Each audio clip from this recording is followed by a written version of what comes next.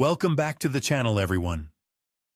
Today we embark on a profound exploration into one of the most transformative periods in global annals, the American Revolution.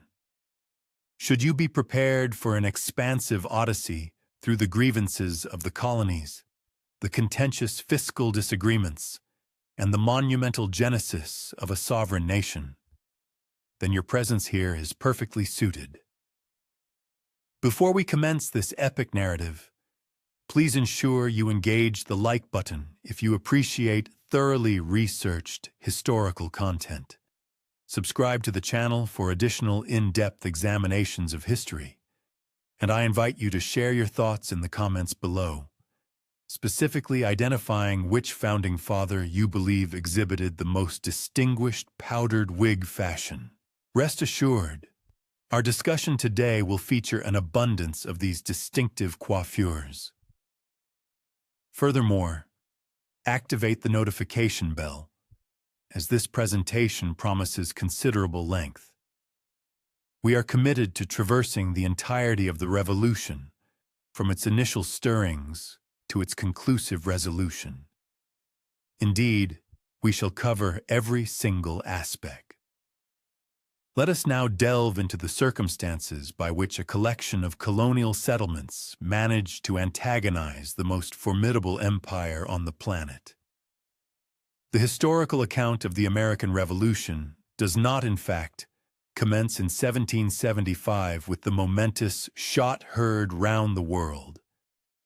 Rather, this saga of colonial defiance traces its origins back several decades prior, during a period when the relationship between Great Britain and its American colonies remained comparatively amicable, akin to a dysfunctional familial unit that had yet to fully grasp the extent of its inherent disarray. Envision the British Empire in the nascent years of the 1700s as that overly confident relative, convinced of their superior understanding of what is best for everyone. They had recently concluded a series of costly conflicts, notably the French and Indian War, which spanned from 1754 to 1763. This conflict essentially manifested as an exorbitantly priced contest over territorial dominion in North America between Britain and France, with various indigenous Native American tribes aligning themselves with one faction or another, much like selecting teams for the world's most perilous kickball match. The French and Indian War, alternatively recognized as the 7 Years' War for those desiring to project an air of sophisticated knowledge at social gatherings, fundamentally represented Britain's emphatic declaration: "We vehemently object to France possessing any advantageous assets in North America."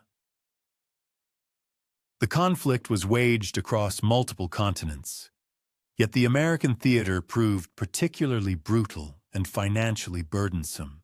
British military forces, augmented by colonial militias, engaged in combat against French troops and their Native American confederates throughout the frontier regions of what would eventually constitute the United States. The war featured such noteworthy episodes as a youthful George Washington experiencing his initial foray into military command and promptly finding himself encircled at Fort Necessity, an endeavor whose success rate was precisely as dismal as its name suggests. Ultimately, the British emerged victorious, securing control over the majority of French North America. However, this triumph exacted a toll so profound it would induce profound despair in a contemporary defense contractor. The war had inflicted an absolutely staggering financial burden upon Britain, a sum roughly equivalent to several $billion in present-day currency. Now, a crucial juncture arrives, signaling that ominous "this is going to end disastrously" sensation. Britain, confronting its colossal war debt, then observed its American colonies, who had undeniably benefited from British protection throughout the conflict, and consequently reasoned, "Surely these appreciative colonists will not object to contributing to the expenses of their own defense."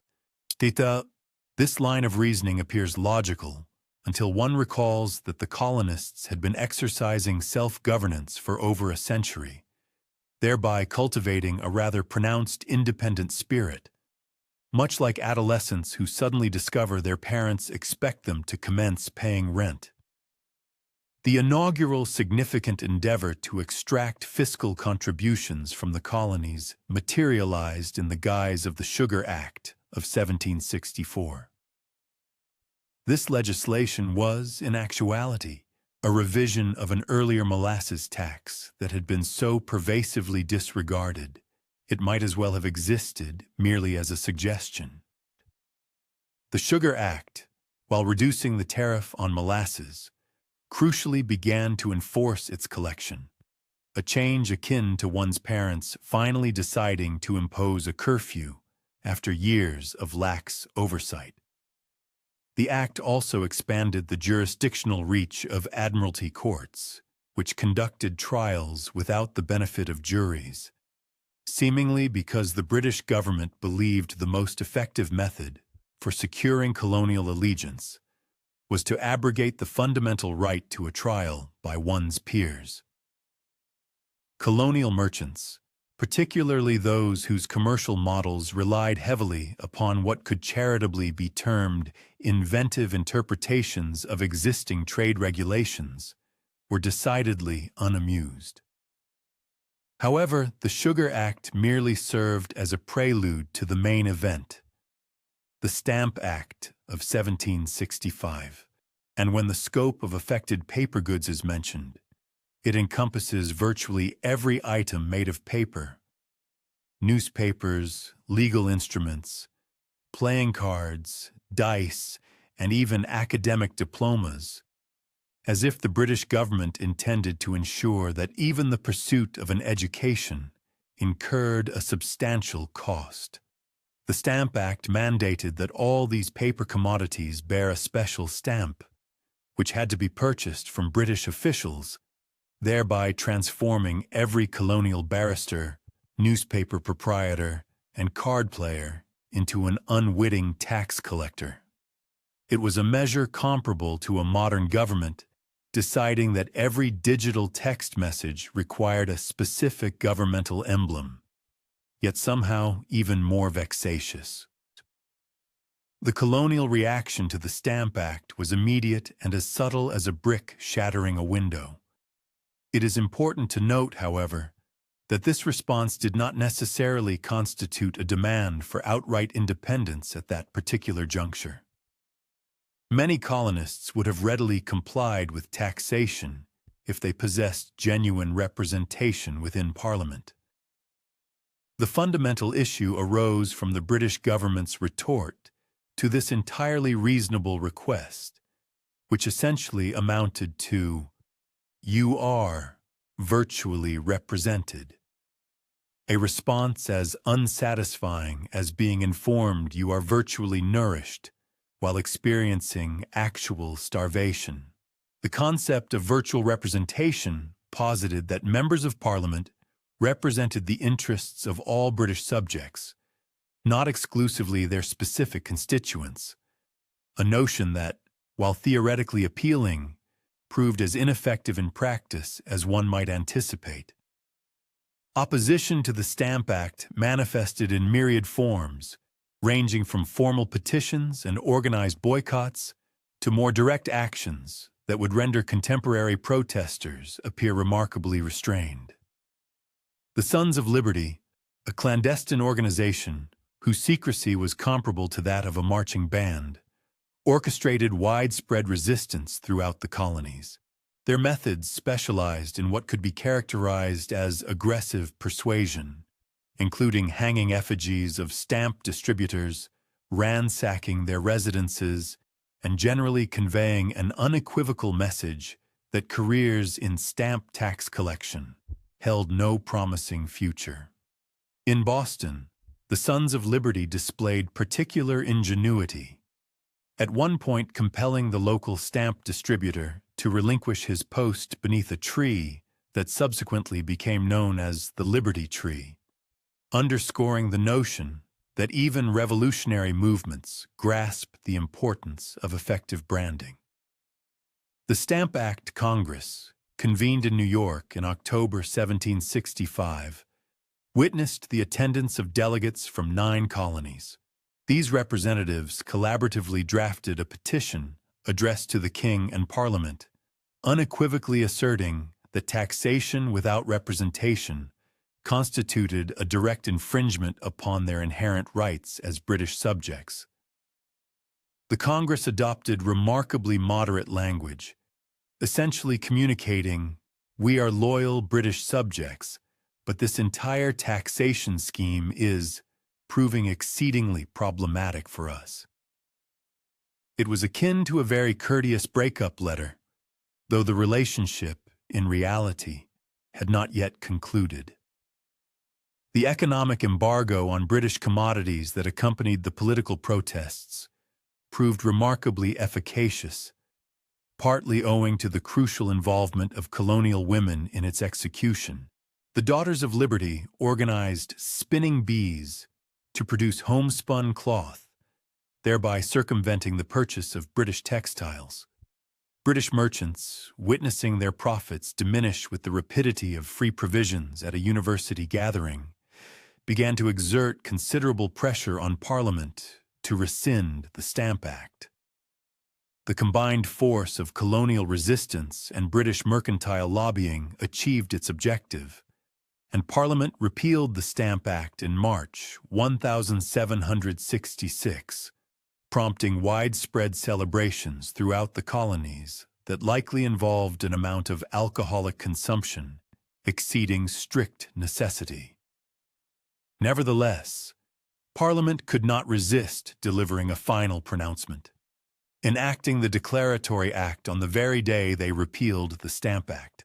The Declaratory Act essentially declared, "While we are repealing this particular tax, let it be explicitly understood that we absolutely retain the right to impose any taxes upon you whenever we deem appropriate." This was analogous to a parent stating, "Very well, you are not obligated to clean your room, but I want you to be aware that I possess the authority to compel you to do so if I wished."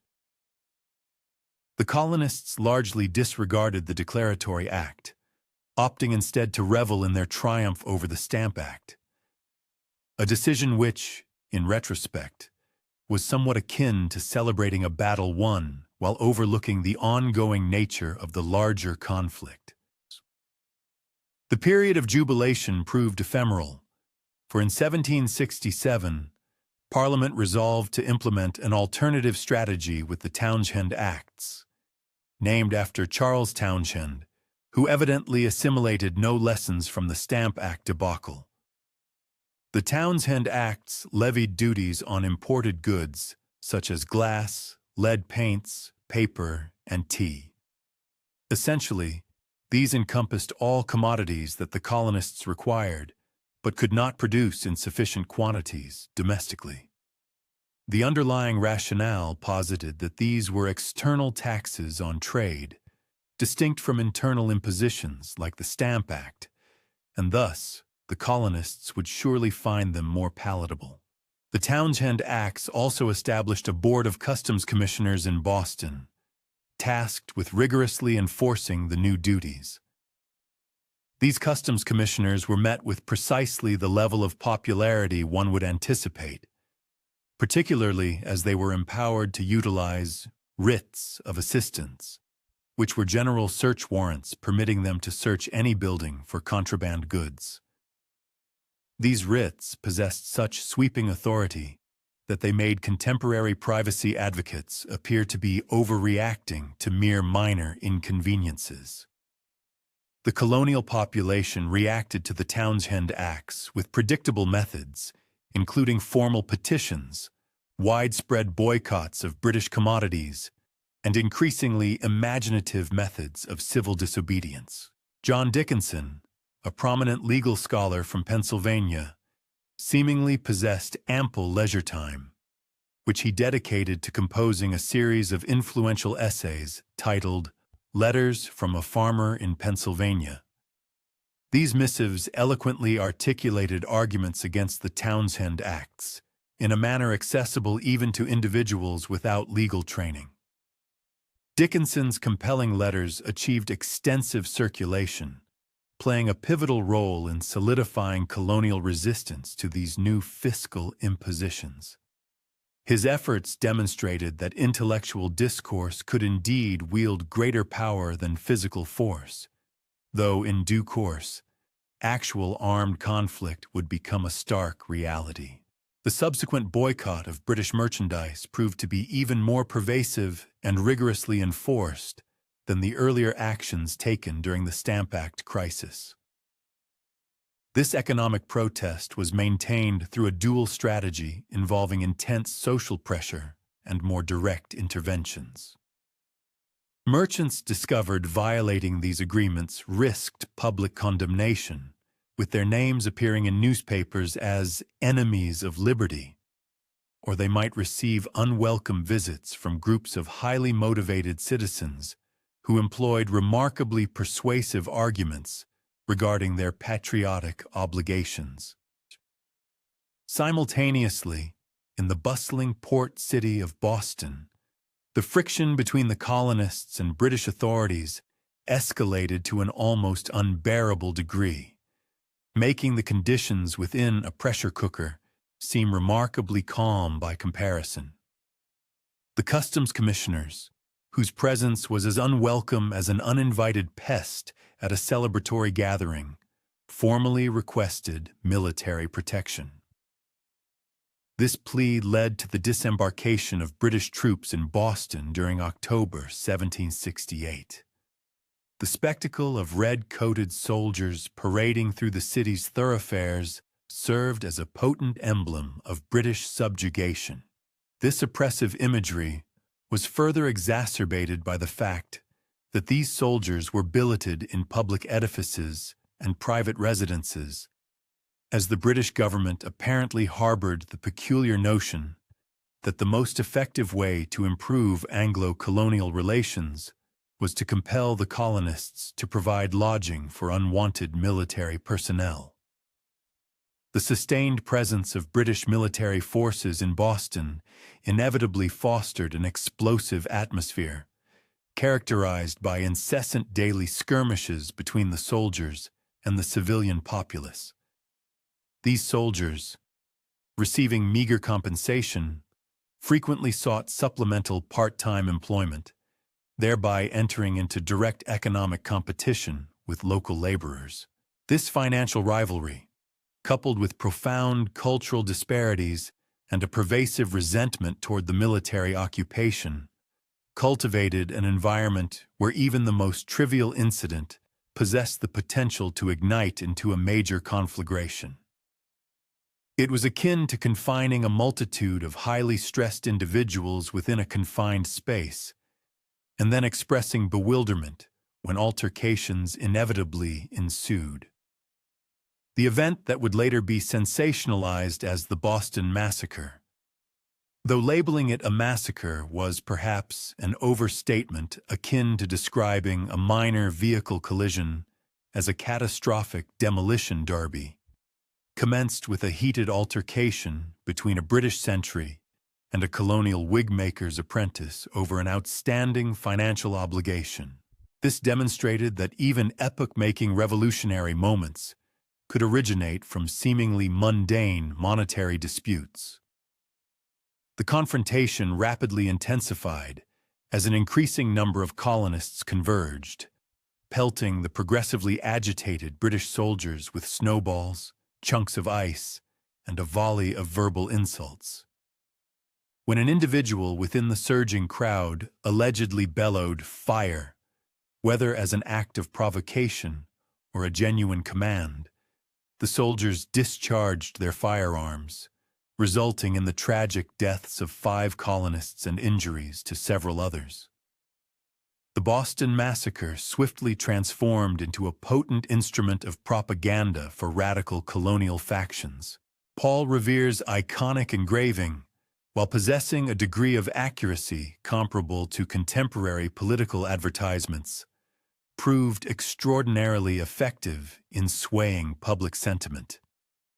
The depicted imagery portrayed impeccably disciplined British soldiers firing in a synchronized volley at what appeared to be peaceable colonists, a stark contrast to the actual chaotic and volatile confrontation that had transpired.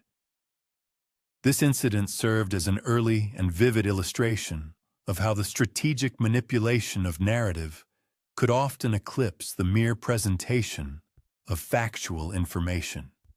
John Adams, driven by an unwavering conviction in the fundamental right of every individual to legal representation, even for unpopular defendants, undertook the defense of the British soldiers. His legal acumen proved successful. The majority of the soldiers were acquitted, while 2 received convictions for manslaughter rather than the more severe charge of murder. Adams later reflected that his defense of the British soldiers constituted one of the most important services he ever rendered to his country, as it unequivocally demonstrated the colonists' profound commitment to the rule of law, even when adhering to it proved inconvenient or unpopular. Paradoxically, the Boston Massacre had the unforeseen consequence of temporarily de-escalating tensions as both sides recoiled from the precipice of further conflict. The British government, acknowledging that the Townshend Acts were generating more discord than fiscal benefit, rescinded the majority of them in April 1770, retaining only the tax on tea as a symbolic assertion of Parliament's sovereign right to levy taxes upon the colonies. This action was comparable to meticulously removing most of the thorns from a rose bush, yet deliberately leaving one particularly prominent barb as a pointed declaration. Relations between Great Britain and its American colonies then entered what historians refer to as the Quiet Period, although this tranquility was akin to the deceptive stillness of a volcano between its inevitable eruptions. The widespread colonial boycotts largely dissolved following the repeal of most of the Townshend Acts.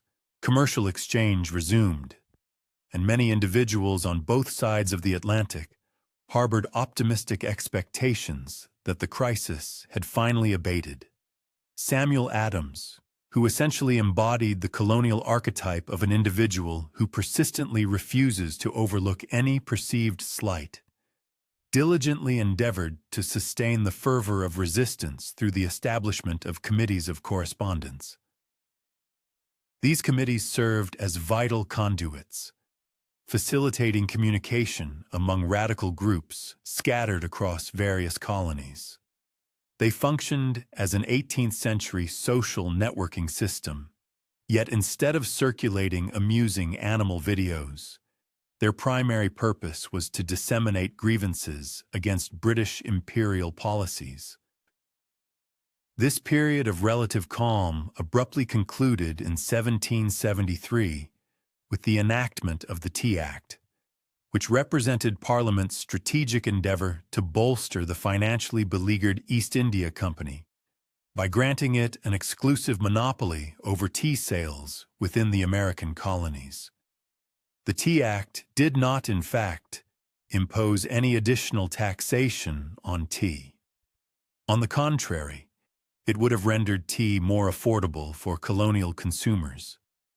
However, its implementation would have effectively driven colonial tea merchants out of business by enabling the East India Company to sell its product directly to retailers, thereby circumventing the established network of traditional merchants.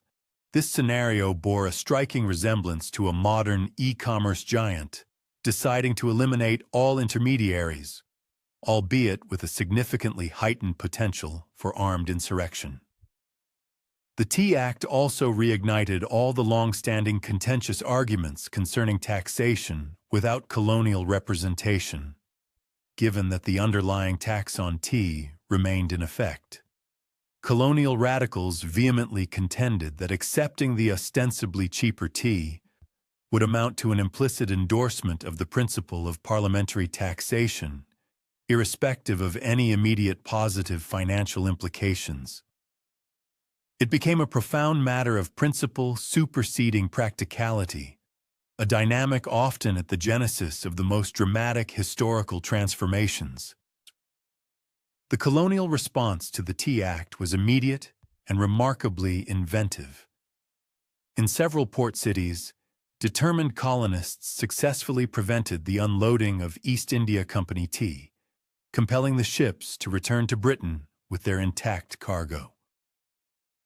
In Charleston, the tea was indeed unloaded, but subsequently sequestered in warehouses where it was permitted to rot, representing perhaps the most passive-aggressive form of protest witnessed in colonial history.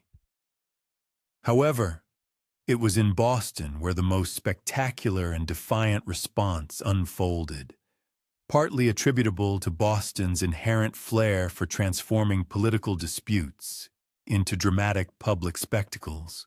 The Boston Tea Party, executed on December 16, 1773, stands as one of the most renowned acts of civil disobedience in American history, and coincidentally, one of the most financially impactful. When 3 vessels laden with East India Company tea anchored in Boston Harbor, the Sons of Liberty vehemently demanded their departure without discharging their cargo. While the ship's captains were amenable to this demand, the royal governor steadfastly refused to grant them clearance to sail, thereby instigating a tense standoff that persisted for weeks. Ultimately, a contingent of colonists, some ingeniously disguised as Mohawk Indians, a tactic that was either a shrewd diversionary maneuver or perhaps an example of profoundly insensitive cultural appropriation, boarded the ships and systematically jettisoned 342 chests of tea into the waters of Boston Harbor. Remarkably, the Boston Tea Party exhibited an extraordinary level of discipline for what was fundamentally a large-scale act of deliberate vandalism.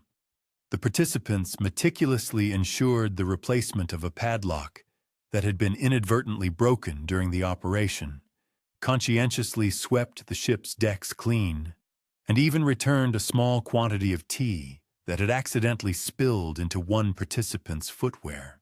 They conducted themselves as arguably the most courteous vandals in recorded history, thereby demonstrating that even acts of revolutionary defiance could be executed with a surprising adherence to proper decorum. The British government's reaction to the Boston Tea Party was both swift and unsparing, leading to the passage of a series of punitive laws in 1774 that the colonists collectively dubbed the Intolerable Acts, although the British government favored the more dispassionate appellation of coercive acts. Among these intolerable acts were the Boston Port Act, which effectively sealed Boston Harbor until restitution for the destroyed tea was made. The Massachusetts Government Act, which fundamentally abrogated the colony's charter and subjected it to direct royal governance. The Administration of Justice Act, which granted royal officials accused of offenses the right to be tried in England rather than in colonial tribunals, and an updated Quartering Act, which expanded the mandatory requirement for colonists to provide lodging for British soldiers. The Intolerable Acts were meticulously crafted with the intention of isolating Massachusetts and making a cautionary example of Boston. However, their actual impact was precisely the opposite. Far from intimidating the other colonies into acquiescence, these draconian measures convinced many colonists that British policy had devolved into outright tyranny, and that Massachusetts' struggle was, in essence, a shared cause for all the colonies. It was akin to a schoolyard bully targeting a single student and inadvertently galvanizing the entire student body against them. Concurrently with the intolerable acts, the Quebec Act was passed, further exacerbating colonial discontent. This legislation expanded Quebec's territorial boundaries southward to the Ohio River and formally guaranteed religious freedom for Catholics within Quebec. While the Quebec Act was not technically categorized as one of the coercive acts, many colonists perceived it as yet another manifestation of British tyranny, particularly among Protestant colonists who viewed the protection of Catholicism as an existential threat to their own religious liberties.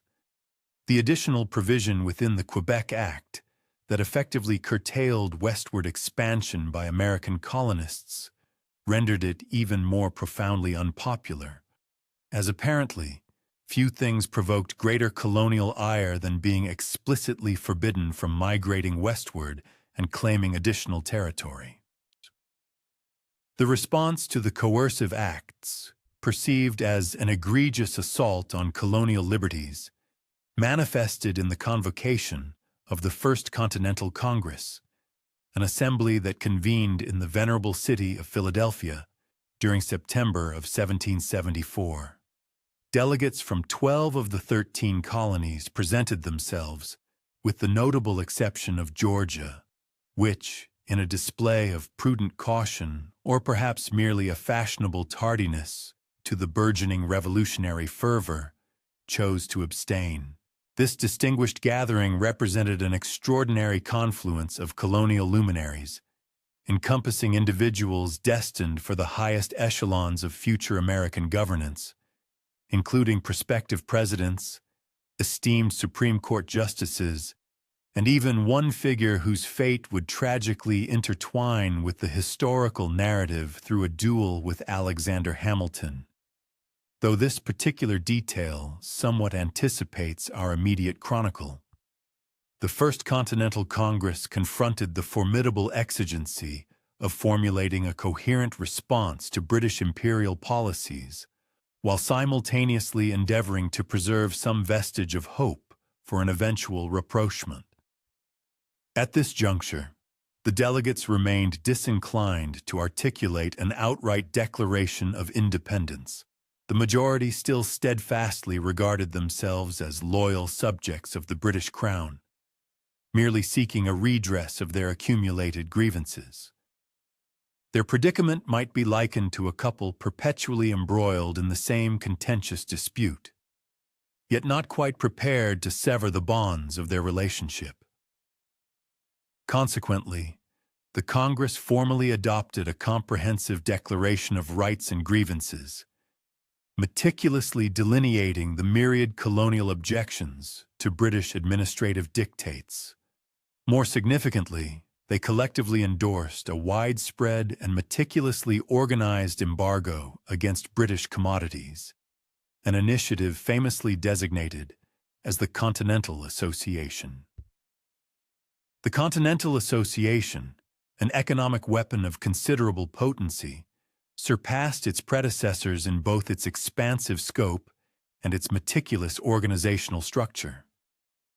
To ensure widespread adherence, local committees were assiduously established throughout the colonies, endowed with the authority to rigorously enforce compliance. These committees wielded the prerogative to scrutinize merchants' inventories, publicly disclose the identities of those who contravened the boycott, and, in general, to render the lives of individuals who withheld their support for the embargo considerably arduous. One might perceive their function as analogous to a community watch program, albeit one whose vigilance was directed not towards deterring petty larceny, but rather towards identifying and censuring those who indulged in the purchase of British tea. Furthermore, the Congress stipulated that should their enumerated grievances remain unaddressed, they would reconvene in May of 1775, thereby presenting the British government with an unequivocal ultimatum accompanied by a precisely delineated deadline. Regrettably for all parties involved, the British government exhibited a profound ineptitude in comprehending such ultimatums, a deficiency mirrored by their general inability to grasp the intricate nuances of colonial psychology. Concurrently with the deliberations of the Continental Congress in Philadelphia, the Massachusetts Provincial Congress, which had assumed governmental authority following the dissolution of the royal government by the Intolerable Acts, embarked upon the systematic organization of militia units and the strategic accumulation of armaments and essential provisions. These preparatory endeavors were spearheaded by influential figures such as John Hancock, a man who had amassed a considerable fortune through illicit trade and was now channeling his considerable organizational acumen towards the revolutionary cause, and Samuel Adams, who had at last discovered a cause truly commensurate with his singular talent for political agitation. The British government, acutely aware of the nascent state of rebellion festering within Massachusetts, entrusted General Thomas Gage with the unenviable mandate of reasserting British dominion in a colony where imperial authority was regarded with approximately the same enthusiasm as a governmental tax audit. Gage, in actuality, was a man of discernible reason, possessing a more nuanced understanding of the colonial perspective than many of his British counterparts, a perspective cultivated during his extensive years of service in America, and further deepened by his marriage to an American woman. Alas, the attribute of reasonableness proved singularly unhelpful when confronted with a volatile situation that had irretrievably transcended the boundaries of rational discourse. As the early months of 1775 unfolded, both factions meticulously prepared for the grim prospect of armed conflict, yet paradoxically clung to the hope of averting it, much like two individuals engaged in an escalating argument, each vehemently denying any desire for a physical altercation. The colonists diligently organized their militia units and steadily amassed their weaponry, while the British, for their part, meticulously planned military operations intended to seize colonial military caches. This unfolding scenario epitomized a classic security dilemma. The defensive preparations undertaken by each side were inevitably perceived as offensive maneuvers by the other, thereby fostering an inexorable spiral of mutual distrust and accelerating military escalation.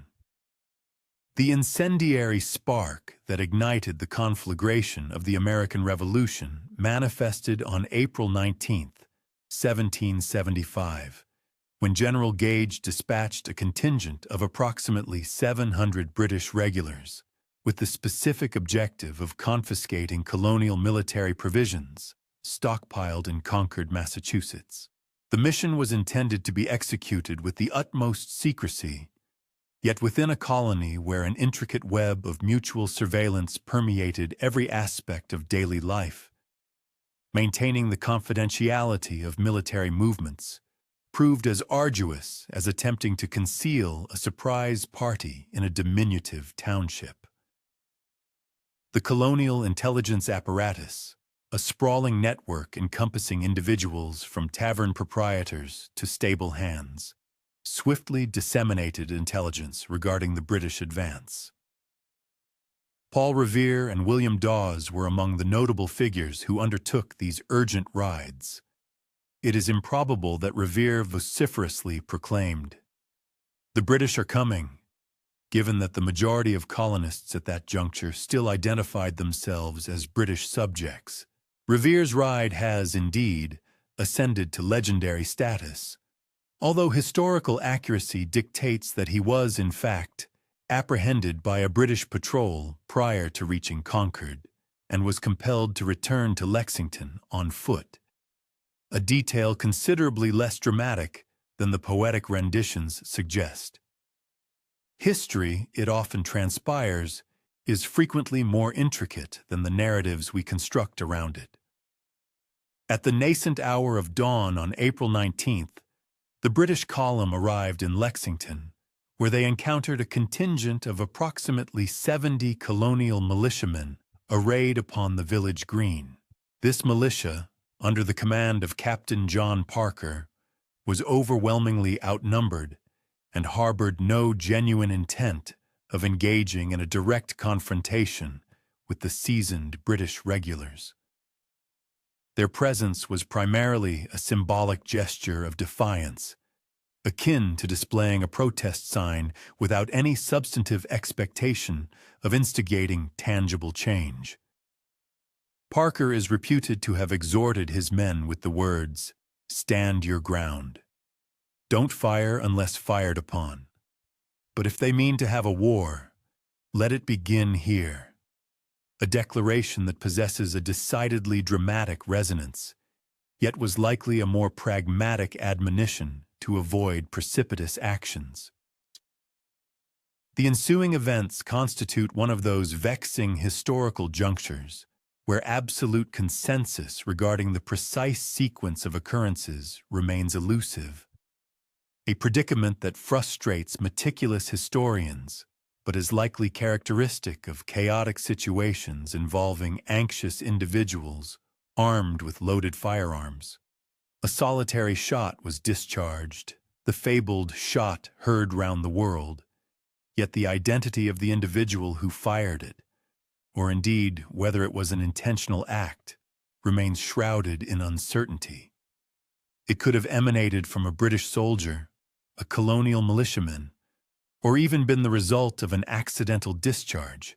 What is irrefutably known is that subsequent to this initial discharge, both sides unleashed volleys of fire, and once the acrid smoke dissipated, 8 colonists lay dead and 10 were wounded, while only a single British soldier sustained injury. The skirmish at Lexington, though brief and undeniably lopsided, possessed immense symbolic gravity. The British column proceeded onward to Concord, where they successfully located and destroyed a quantity of military supplies. However, by this juncture, colonial militia units were rapidly converging from across the entire region, transforming what had initially been conceived as a routine military operation into a perilously escalating confrontation.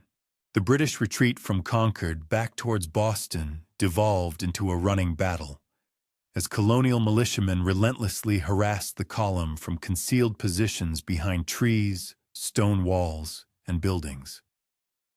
The British soldiers, meticulously trained for the formalized European style of warfare, characterized by precise formations and open battlefields, found themselves subjected to incessant assaults from an elusive adversary they could barely discern.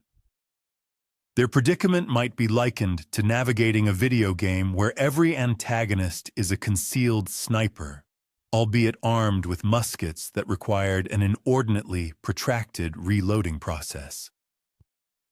The colonial militiamen, many of whom were ordinary farmers and skilled craftsmen, possessing limited formal military training, demonstrated a remarkably effective proficiency in this unconventional style of irregular warfare. Moreover, they were fighting for the sanctity of their homes and the well-being of their families, a motivation that typically proves to be profoundly compelling. The British column might well have been utterly annihilated had it not been for the timely arrival of a relief force dispatched from Boston, which intercepted them at Lexington and provided crucial cover for their arduous retreat. By the conclusion of that fateful day, the British had sustained 273 casualties, in stark contrast to the 95 suffered by the colonists. A shocking reversal of the anticipated outcome from a confrontation between professional soldiers and part-time militia. News of the events at Lexington and Concord propagated throughout the colonies with the alacrity of a pervasive celebrity scandal, conveyed by riders who likely shattered numerous land speed records in their fervent zeal to disseminate the intelligence that armed conflict had finally commenced, thereby effectively initiating a siege of the British garrison entrenched in Boston. These militiamen hailed from diverse locales throughout New England, bringing with them their personal armaments, provisions, and a remarkably heterogeneous assortment of military experiences, ranging from grizzled veterans of the French and Indian War to adolescents who had never discharged a weapon in anger. It was akin to the world's most disheveled military convention, with the salient distinction that every participant was armed and profoundly incensed by the imposition of taxes.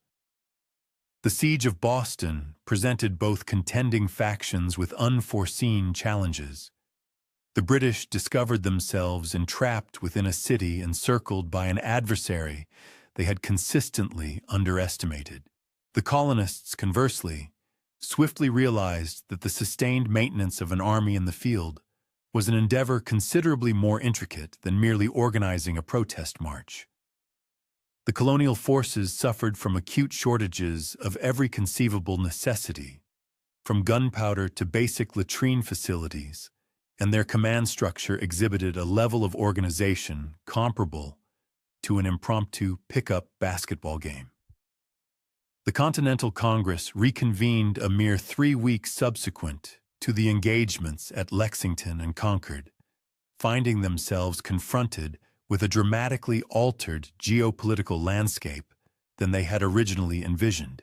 Instead of engaging in diplomatic negotiations with the British government from a position of moral rectitude, they were now compelled to manage an active military conflict.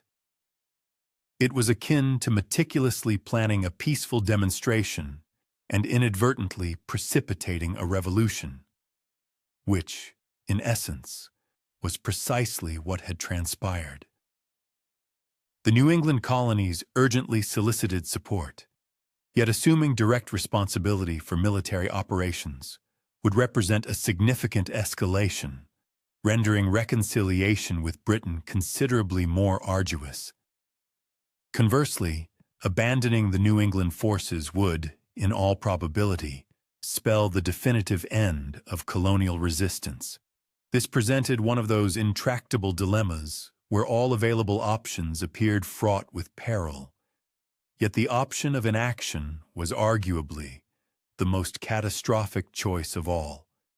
Consequently, the Congress resolved to formally adopt the assembled forces around Boston as the Continental Army, a designation that, at the time, conveyed more official gravitas than it perhaps genuinely possessed.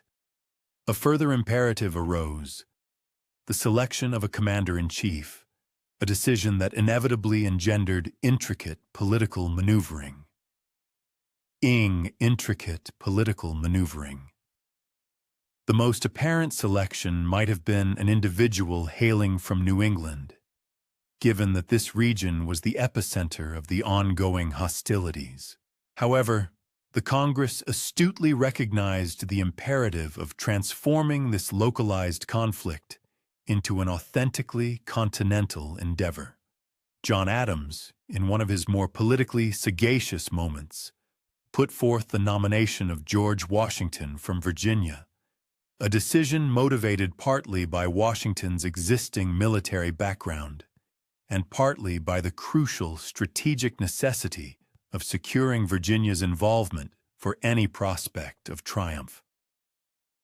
Washington's appointment as commander-in-chief now appears, in retrospect, as an inevitable outcome, yet at the time it constituted a considerable gamble.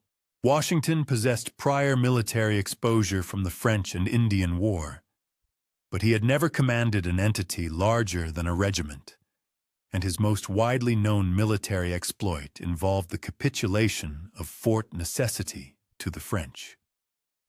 Nevertheless, he was a man of imposing height, possessed a dignified demeanor, and embodied the popular perception of what a general ought to look like, a characteristic that proved to be far more significant than initially perceived. Occasionally, the trajectory of history pivots upon the most superficial of attributes. Washington arrived in Cambridge, Massachusetts, in July 1775, tasked with assuming command of what was optimistically christened the Continental Army, though in reality it was a disparate assembly of militia units from various colonies, each harboring idiosyncratic notions regarding military discipline, hierarchical command structures, and fundamental sanitation practices. The encampment of this army around Boston presented conditions that would undoubtedly induce consternation in a contemporary health inspector, characterized by woefully inadequate sanitation, severely limited medical provisions, and a command framework that largely existed solely on paper. Washington's initial formidable challenge was not engaging the British. Rather, it lay in forging this armed multitude into something approximating a cohesive military force. The monumental undertaking of establishing a nascent army from its very foundations, while simultaneously conducting a prolonged siege, was further compounded by the reality that the majority of the militiamen had enlisted for brief terms and fully anticipated returning home for the harvest season. As it seemed, even revolutionary endeavors had to accommodate the rhythms of the agricultural calendar. Washington found himself incessantly contending with units on the cusp of departure, soldiers who defiantly refused to obey directives from officers originating from different colonies, and a perpetual scarcity of every conceivable necessity, ranging from essential gunpowder to adequate winter attire. It was akin to endeavoring to orchestrate a vast camping expedition for several thousand individuals who harbored irreconcilable disagreements regarding their intended destination. While Washington grappled with the profound intricacies of command, the Continental Congress, in parallel, was wrestling with the fundamental question of the ultimate objective for which they were actually contending. A significant contingent of delegates still harbored aspirations for reconciliation with Great Britain and exhibited a marked reluctance to undertake measures that would irrevocably foreclose the possibility of a compromise. In July 1775, the Congress formally endorsed the Olive Branch Petition, which essentially represented a final, desperate diplomatic overture aimed at averting a complete rupture with Britain. This petition articulated an unequivocal expression of loyalty to King George III, while simultaneously imploring him to intercede with Parliament to address the various colonial grievances. The Olive Branch Petition was the political analog of dispatching a text message to a former romantic partner, inquiring about the feasibility of maintaining a platonic friendship. Technically conceivable, yet unlikely to yield the desired outcome. King George III, however, summarily refused even to acknowledge receipt of the petition. In August 1775, he subsequently issued a royal proclamation unequivocally declaring the colonies to be in a state of open rebellion. This act unequivocally conveyed Britain's unequivocal disinterest in any overtures of conciliation, effectively extinguishing any realistic flicker of hope for a peaceful resolution.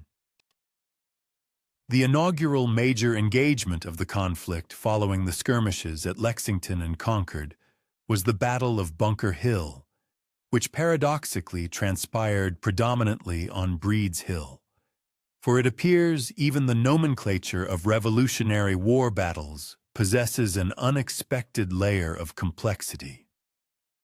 This pivotal confrontation unfolded on June 17, 1775, as British forces mounted an attempt to break the ongoing siege of Boston by seizing the strategically vital high ground overlooking the city. The colonial forces, under the shrewd leadership of Colonel William Prescott, had diligently fortified Breed's Hill during the preceding night, meticulously constructing earthworks designed to compel the British to execute an uphill assault against well-prepared defensive positions. The British assault on Breed's Hill stands as a quintessential illustration of how not to execute military operations in the 18th century. General William Howe, who commanded the audacious attack, made the ill-advised decision to launch a direct frontal assault up the formidable slope in broad daylight, evidently operating under the misguided assumption that colonial militia would invariably flee in terror at the mere sight of British regulars advancing in disciplined formation. This particular strategy yielded precisely the results one would anticipate when launching an uphill charge against entrenched defenders who had, for years, diligently honed their marksmanship skills on British tax collectors. The steadfast colonial defenders, adhering scrupulously to explicit orders to withhold their fire until they could distinctly see the whites of their eyes, patiently waited until the British forces were within dangerously close proximity before unleashing a devastating volley. The ensuing outcome was catastrophic. The initial British assault was emphatically repelled with a grievous toll of casualties, a fate that also befell their subsequent second attempt. The British ultimately achieved success on their third, desperate endeavor, but only after the colonial combatants had completely exhausted their ammunition reserves and were consequently compelled to execute a tactical retreat. While the British technically claimed victory by ultimately securing the hill, their triumph came at an exorbitant cost, as they sustained over 1,000 casualties compared to approximately 400 for the colonists, a type of Pyrrhic victory that possessed the potential to financially cripple an empire if replicated with any frequency. The Battle of Bunker Hill yielded several profound ramifications extending beyond the immediate tactical circumstances. It unequivocally demonstrated that colonial forces possessed the fortitude to confront and withstand British regulars in a pitched battle, a revelation that delivered an immense surge to colonial morale, and conversely, a corresponding blow to British confidence. Furthermore, it starkly underscored that the impending war would prove to be far more costly and arduous than anyone had initially envisioned. General Howe is famously reported to have remarked after the battle that he earnestly hoped he would never again witness such a victory, a sentiment that is generally not an encouraging utterance to hear from one's commanding general. The siege of Boston persisted throughout the winter months of 1775 to 1776, with both opposing forces contending with the inherent challenges of sustaining military operations in the field during a harsh New England winter. The British, though relatively comfortable within the confines of Boston, were effectively marooned within the city, unable to venture far beyond their fortified positions without incurring the significant risk of attack. The Continental Army, by contrast, endured less comfortable conditions, encamped in the rural environs surrounding Boston with inadequate shelter, insufficient clothing, and chronic supply shortages. Nevertheless, they maintained control over the encompassing territory and could rely on the support and provisions from the local populace. Washington's paramount challenge during this protracted siege was not the formidable British Army itself, but rather the internal dynamics of his own forces.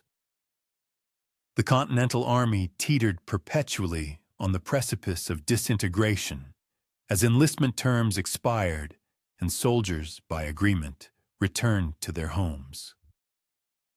Washington dedicated a substantial portion of his time to composing numerous letters to the Continental Congress, urgently imploring them for essential supplies, much-needed financial resources, and the requisite authority to enforce military discipline. His extensive correspondence from this period reads strikingly like the exasperated lamentations of a profoundly frustrated middle manager endeavoring to operate an enterprise with a non-existent budget, an unreliable workforce, and a board of directors incapable of reaching consensus on fundamental policy directives. The decisive turning point in the protracted siege materialized in early 1776 when Henry Knox, a former Boston bookseller who had transitioned into a skilled artillery officer, accomplished one of the most extraordinary logistical feats of the entire conflict. Knox had embarked on an arduous journey to Fort Ticonderoga in upstate New York, a stronghold that had been successfully captured by Ethan Allen and Benedict Arnold in May 1775, and subsequently orchestrated the transportation of 59 cannons and mortars over an astonishing distance of 300 miles of unforgiving wilderness in the depths of winter. This monumental undertaking consumed 2 grueling months and necessitated the laborious hauling of heavy artillery pieces across treacherous frozen rivers, through snow-blanketed forests, and over formidable mountain passes. An endeavor that essentially represented the 18th century equivalent of relocating a grand piano up a winding flight of stairs, albeit infinitely more arduous and compounded by the perilous necessity of evading British patrols. Knox's invaluable artillery train triumphantly arrived in Cambridge in January 1776, thereby furnishing Washington with the crucial firepower indispensable for rendering the British position in Boston utterly untenable. In March 1776, Washington strategically positioned these formidable cannons on Dorchester Heights, a commanding elevation overlooking Boston Harbor, executing this complex operation in a single audacious night that completely caught the British off guard. The British forces awoke to the startling realization that they were now squarely under the formidable guns of artillery that had been conspicuously absent the preceding day, a rather inauspicious commencement to their morning. Confronted with the immediate and dire prospect of their ships and fortifications being subjected to an unrelenting bombardment by American artillery, the British command ultimately concluded that the strategic value of holding Boston no longer justified the immense risks. General Howe subsequently negotiated an informal agreement with Washington. The British agreed to evacuate Boston without engaging in destructive acts, and in return, the Americans would permit their unmolested departure. On March 17, 1776, the British fleet ceremoniously sailed out of Boston Harbor, carrying with them approximately 1,000 Loyalist civilians who opted for exile rather than endure life under American governance. The Siege of Boston thus concluded, marking the Americans' inaugural significant strategic victory of the burgeoning war. The evacuation of Boston represented an immense propaganda triumph for the American cause, unequivocally demonstrating that British forces could indeed be vanquished, and that the burgeoning rebellion was considerably more substantial than merely a localized uprising confined to Massachusetts. This pivotal victory also served to firmly establish Washington's burgeoning reputation as a capable military commander, notwithstanding the fact that he had achieved it more through steadfast patience and meticulous logistics than through audacious battlefield tactics. Occasionally, the most profoundly significant military victories are precisely those that involve minimal actual combat. While the siege of Boston was reaching its conclusion, Momentous events in other locales were propelling the American colonies toward an irrevocable separation from Great Britain. In January of 1776, the influential writer Thomas Paine unveiled his seminal work, Common Sense, a powerful pamphlet that passionately advocated for American independence, employing language readily comprehensible to the average colonist. Paine's prose was characterized by its directness, fervent conviction, and a complete absence of the polite diplomatic euphemisms that had previously defined most colonial protests. He famously denounced King George III as the royal brute, and asserted that independence was not merely a possibility, but an inescapable destiny, a sentiment that many colonists were increasingly eager to embrace. Common Sense swiftly became an unprecedented publishing phenomenon, selling in excess of 100,000 copies within its initial 3 months, and ultimately permeating nearly every literate household across America. Paine possessed an extraordinary talent for distilling intricate political arguments into simple, potent language that deeply resonated with the populace.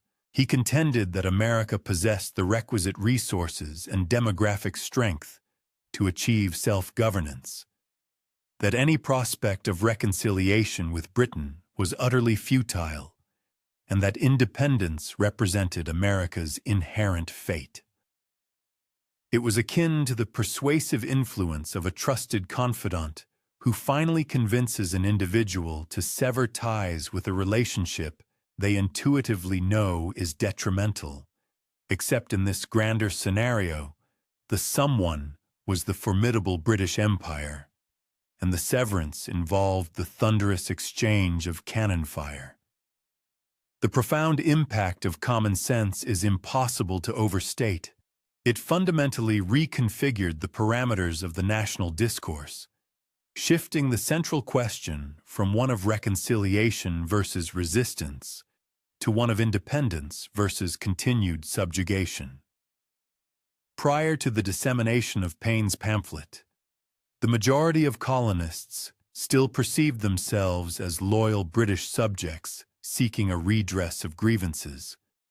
However, after engaging with Common Sense, countless individuals began to envision themselves as Americans ardently pursuing liberation from foreign despotism. It represented one of those rare historical junctures where a singular written work genuinely altered the trajectory of history, emphatically demonstrating that, on occasion, the pen possesses a might far exceeding that of the sword, though of course the latter is often still required to enforce the declarations of the former.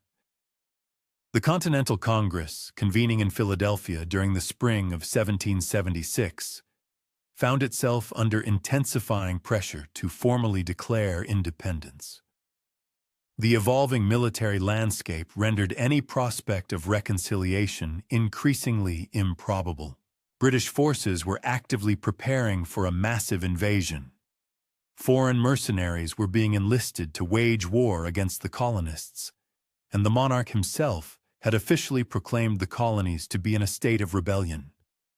Crucially, the practical exigencies of prosecuting a war necessitated that the colonies operate as an autonomous nation, engaging in diplomatic negotiations with foreign powers for assistance and establishing formal governmental frameworks. The intricate process of declaring independence involved far more than a simple proclamation that America was no longer subservient to the British Empire. The Continental Congress was compelled to meticulously weigh the legal, diplomatic, and military ramifications of such a monumental decision. A declaration of independence would instantly brand the colonists as traitors in the eyes of British law, a capital offense punishable by death should their rebellion fail. Furthermore, it would obligate them to construct entirely new governmental structures and actively seek international recognition and crucial support. This monumental undertaking was analogous to simultaneously deciding to resign from one's employment, relocate to an unfamiliar city, and embark upon an entirely new professional trajectory, albeit with the added perilous prospect of execution if the ambitious venture did not succeed. The momentum toward independence steadily intensified throughout the spring of 1776, as individual colonies began issuing explicit instructions to their delegates to endorse a declaration of independence. Virginia spearheaded this movement in May 1776, when its provincial convention directed its representatives to formally propose independence to the Continental Congress.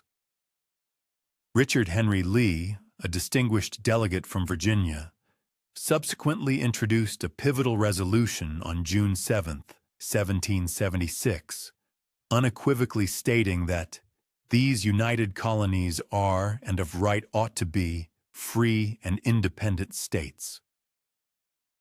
This resolution functioned as a formal, legally framed proposal to dissolve the relationship with Great Britain, complete with all the necessary juridical language. While actively debating Lee's resolution, the Continental Congress judiciously appointed a committee tasked with drafting a Declaration of Independence. This esteemed committee comprised John Adams, Benjamin Franklin, Thomas Jefferson, Robert Livingston, and Roger Sherman, essentially a veritable dream team of colonial intellectuals, though they likely did not perceive themselves as such at that particular moment. Jefferson was ultimately chosen to compose the initial draft, partly owing to his widely acknowledged writing prowess, and partly because Adams and Franklin were already heavily engaged with other committee responsibilities. It is a curious historical footnote that sometimes the most profoundly impactful documents in human history are penned by the individual with the most readily available time. Jefferson's preliminary draft of the Declaration of Independence stood as an unparalleled masterpiece of political philosophy and persuasive rhetoric, seamlessly integrating Enlightenment ideals concerning natural rights with a comprehensive enumeration of specific grievances against British imperial governance. The iconic opening phrases, "We hold these truths to be self-evident, that all men are created equal, that they are endowed by their Creator with certain unalienable rights, that among these are life, liberty, and the pursuit of happiness," meticulously articulated foundational principles that would profoundly influence democratic movements across the globe for centuries to come. It was nothing less than the articulation of a mission statement for universal human freedom, an achievement of considerable magnitude by any conceivable measure. The Declaration proceeded to meticulously itemize 27 distinct grievances leveled against King George III, encompassing everything from imposing taxes on us without our consent to cutting off our trade with all parts of the world. This extensive catalog reads like a comprehensive inventory of every perceived affront and annoyance the colonists endured under British rule, ranging from grave infringements, such as the denial of trial by jury, to seemingly minor irritations, like the deployment of swarms of officers to harass our people. Jefferson was, in essence, composing the most historically significant breakup letter ever conceived, meticulously detailing why the relationship was irrevocably broken and why it was imperative for the parties to pursue separate paths. The Continental Congress engaged in several days of intense debate and revision of Jefferson's draft, implementing alterations that, while personally distressing to Jefferson, were likely politically indispensable. The most noteworthy excision was a passage condemning slavery and the transatlantic slave trade, which was removed to prevent alienating the southern colonies and certain northern merchants who derived considerable profit from this abhorrent practice. The stark irony of proclaiming that all men are created equal while simultaneously perpetuating the institution of slavery was not lost on contemporary observers, and this profound contradiction would continue to plague American politics for the ensuing century. Sometimes, even revolutionary documents are compelled to make uncomfortable compromises with prevailing political realities. On July 2, 1776, the Continental Congress formally approved Lee's resolution advocating for independence. Subsequently, on July 4, 1776, they ratified the definitive version of the Declaration of Independence. John Adams had presciently predicted that July 2nd would be commemorated as America's Independence Day. But history ultimately decreed that July 4th held greater memorability, likely because it marked the approval of the actual foundational document rather than merely the abstract concept. The signing of the Declaration was a moment charged with immense drama, as the delegates literally risked their lives by affixing their signatures. As Benjamin Franklin famously quipped, "We must all hang together, or most assuredly, we shall all hang separately." The Declaration of Independence transcended its role as a mere political document. It was a profound articulation of fundamental principles that would inspire democratic movements globally.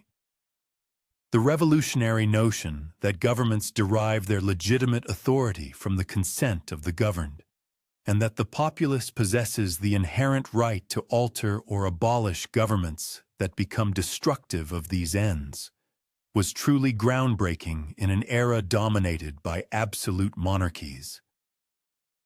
It was tantamount to boldly announcing that the divine right of kings was, in fact, nothing more than a deeply entrenched and persistent myth, a revelation undoubtedly destined to cause considerable discomfort among the established powers. The immediate consequence of the Declaration was to fundamentally transform the localized colonial rebellion into a full-fledged war for independence, with all the far-reaching implications that entailed. The colonists were no longer British subjects merely seeking a redress of grievances. They were now Americans valiantly fighting for their inherent freedom against a foreign oppressor. This pivotal shift in perspective was instrumental in sustaining morale throughout the arduous years that lay ahead, as it is inherently easier to endure immense hardship when one is battling for outright independence than when merely protesting taxation. The Declaration also carried significant diplomatic weight, facilitating the ability of foreign powers to openly support the American cause without technically infringing upon Britain's internal affairs. France, having long sought an opportune moment to undermine British global dominance ever since its defeat in the 7 Years' War, evinced particular interest in championing American independence. The Declaration, in essence, erected a metaphorical sign proclaiming, "Help wanted, enemies of Britain," a pragmatic international relations strategy perfectly tailored to the prevailing circumstances. While the Continental Congress was engaged in the momentous act of declaring independence in Philadelphia, the military situation on the ground was becoming increasingly precarious. The British had indeed evacuated Boston, but they were simultaneously amassing a formidable invasion force with the explicit intention of decisively crushing the rebellion. General Howe had relocated his army to Halifax, Nova Scotia, where he was augmented by reinforcements arriving from Britain and a powerful fleet of warships that would grant the British overwhelming naval supremacy. The British strategic objective was to seize New York City, thereby securing control of the vital Hudson River, and effectively severing New England from the other colonies. General Washington, acutely recognizing that New York would be the next critical target, prudently redeployed the Continental Army from Boston to New York in the spring of 1776. New York in the spring of 1776. The formidable task of defending New York City loomed large. Its geographical position, enveloped by waterways, rendered it acutely susceptible to assaults from numerous directions by an adversary possessing an undeniable naval supremacy. General Washington's fledgling army was predominantly comprised of short-term militia units, conspicuously lacking in both rigorous training and adequate provisions. In stark contrast, the British forces were composed of seasoned professional soldiers, augmented by formidable German mercenaries, and supported by the globe's most potent naval fleet. The situation was akin to attempting to safeguard a meticulously crafted sandcastle against the relentless onslaught of a colossal ocean wave, albeit with the added peril of advanced artillery. The colossal British invasion contingent that descended upon New York Harbor in the summer of 1776 represented the most expansive military expedition ever dispatched overseas by Great Britain. General Howe commanded an impressive force of approximately 32,000 troops, which included a substantial contingent of 8,000 Hessian mercenaries. This formidable land force was meticulously supported by a vast armada of over 400 ships, all under the expert command of his brother, Admiral Richard Howe. The sheer spectacle of this immense fleet, completely saturating New York Harbor, must have evoked a profound sense of awe mixed with profound dread among the American observers. Much like witnessing the ominous arrival of a celestial superweapon in one's own planetary system. Conversely, Washington's Continental Army, at least on paper, mustered approximately 19,000 men. However, the actual count of deployable and effective troops was considerably diminished due to pervasive illness, rampant desertion, and the chronic logistical impediments characteristic of 18th-century military campaigns. A significant portion of these American soldiers consisted of raw, inexperienced militia who had never confronted professional military units in direct combat. Their armaments and supplies varied wildly, ranging from merely adequate to conspicuously absent. The glaring imbalance in military might was so patent that several American officers prudently advocated for the abandonment of New York without a contest. While this counsel was likely sound from a purely military standpoint, it was deemed politically untenable. The Battle of Long Island, which transpired on August 27, 1776, marked Washington's inaugural significant trial as a military leader. This pivotal engagement nearly extinguished the nascent American Revolution before it could genuinely gather momentum. General Howe's strategic blueprint involved disembarking troops on Long Island and orchestrating a multi-pronged assault on the American positions. His intention was to exploit his numerical superiority and the proficiency of his professional soldiers to utterly decimate Washington's army in a single, decisive confrontation. The tactical plan was impeccably conceived, its execution was thoroughly competent, and the ultimate outcome proved to be an unmitigated catastrophe for the American forces. Washington had strategically deployed his troops on Brooklyn Heights, which offered an advantageous vantage point overlooking New York Harbor. However, he critically neglected to adequately secure the Jamaica Pass, a strategic oversight that allowed British forces to effectively outflank the American positions. The ensuing battle rapidly devolved into a chaotic rout, with American forces scattering in disarray and panic as British and Hessian troops advanced inexorably from multiple directions. The Continental Army sustained grievous losses, with approximately 1,400 men killed, wounded, or captured, a stark contrast to the mere 400 casualties incurred by the British. Such a disproportionate defeat typically spells the demise of rebellions, and indeed, it might have extinguished this one, had it not been for the extraordinary events that immediately followed. Washington found his forces precariously cornered on Brooklyn Heights, with the beleaguered remnants of his army facing the imminent threat of complete annihilation as the British meticulously tightened their encirclement. The gravity of the predicament was so profound that capitulation appeared to be the sole rational recourse, an outcome that would have irrevocably terminated American independence and almost certainly led to the execution of the Continental Congress as traitors. Instead, Washington demonstrated remarkable resolve, making one of the most consequential decisions of the entire war.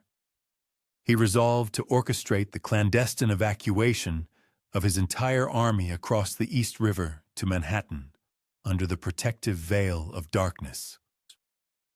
The evacuation from Brooklyn stands as one of those truly extraordinary military maneuvers that defies immense odds to achieve success. Washington was faced with the daunting challenge of transporting approximately 9,000 men, along with their essential equipment and vital provisions, across a mile of treacherous water in a flotilla of small boats, all while meticulously evading detection by the formidable British fleet. The operation demanded impeccable timing, absolute silence, and a considerable measure of meteorological good fortune. Providentially for the Americans, a dense fog serendipitously descended just as dawn was breaking, effectively obscuring the critical final stages of the evacuation from the British observers, who were likely left in perplexed wonderment as to the sudden disappearance of their elusive adversaries. While the successful evacuation from Brooklyn undeniably spared the Continental Army from utter destruction, it did not, however, resolve Washington's overarching strategic dilemmas. The British still maintained unchallenged dominion over New York Harbor. They continued to possess overwhelming military superiority, and Washington's army remained largely composed of inexperienced troops who had just endured a devastating defeat in their first major engagement. The evacuation was akin to successfully fleeing a conflagration, a superior outcome to remaining within the burning structure, yet still leaving one utterly without a home or a stable footing. Washington's protracted retreat from New York persisted throughout the autumn of 1776, as the relentless British forces relentlessly pursued the Continental Army across Manhattan, through the rugged terrain of the Bronx, and ultimately into the sprawling expanse of New Jersey. The American army was in a constant state of motion, engaging in sporadic skirmishes, but generally eschewing major pitched battles that might precipitate another calamitous defeat akin to Long Island. It was, in essence, a meticulously executed strategic withdrawal, though to the weary and beleaguered soldiers enduring it, it likely felt more akin to an unending flight. The arduous retreat through New Jersey marked one of the nadirs of the American Revolution, with Washington's army steadily dwindling day by day as soldiers deserted, enlistment terms expired, and units simply disintegrated. By December 1776, the Continental Army had shrunk to fewer than 3,000 effective troops, and even these remaining few were inadequately equipped, profoundly demoralized, and yearning for the comforts of home. The British, meanwhile, had comfortably established their winter quarters throughout New Jersey, seemingly confident that the rebellion was, to all intents and purposes, effectively quelled. The profound crisis of late 1776 spurred Thomas Paine to compose his influential pamphlet, The American Crisis, another pivotal document that played a crucial role in sustaining American morale during the conflict's darkest hour. Paine's renowned opening declaration. These are the times that try men's souls. The summer soldier and the sunshine patriot will, in this crisis, shrink from the service of their country. But he that stands by it now deserves the love and thanks of man and woman. Masterfully encapsulated the desperate circumstances, while simultaneously issuing an impassioned plea for Americans to persevere. It was, in essence, a rousing motivational address delivered to an entire struggling nation, arriving precisely at the moment when its message was most desperately needed. Washington acutely recognized the imperative need for a decisive victory to reinvigorate morale and avert the complete dissolution of the American cause. The formidable challenge lay in his army's insufficient strength to mount an assault on any significant British position, and time was rapidly elapsing as enlistments were slated to expire by the end of December. Washington's ingenious solution was to target a smaller, isolated garrison that presented a plausible vulnerability to a surprise attack. The Hessian troops stationed in Trenton, New Jersey. The strategic blueprint to attack Trenton was audacious to the point of being almost recklessly daring. Washington would be compelled to navigate the treacherous, ice-choked Delaware River in the harsh grip of winter, march his troops a grueling 9 miles through a raging snowstorm, and then launch an assault on a fortified position manned by professional soldiers. All of this was to be accomplished with an army teetering on the precipice of utter disintegration. The successful execution of this operation hinged on every variable aligning perfectly, a precarious gamble upon which one would generally hesitate to wager the fate of a revolution. However, desperate circumstances necessitate desperate measures, and Washington's predicament was as dire as it could possibly be. The legendary crossing of the Delaware on Christmas night 1776 has been etched into the annals of American history as one of its most iconic episodes, forever immortalized in Emanuel Lewitz's celebrated painting, which depicts Washington standing heroically in a boat, surrounded by a cadre of resolute soldiers. The historical reality was likely far less heroic and considerably more arduous. Soldiers grappling with oars encrusted with ice, horses struggling to maintain their footing on frozen riverbanks, and a pervasive sense of doubt among all participants as to the feasibility of this audacious plan. The crossing consumed more time than initially anticipated, and by the time Washington's forces finally reached the New Jersey shore, they were hours behind schedule, confronting the unsettling prospect of launching their attack in broad daylight rather than under the protective shroud of darkness.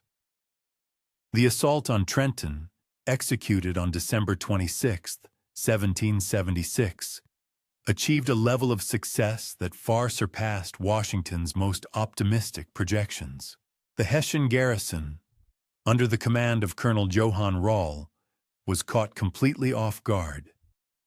They had been engaged in Christmas festivities and evidently harbored no expectation that anyone would be audacious enough to launch an attack amidst the fury of a snowstorm.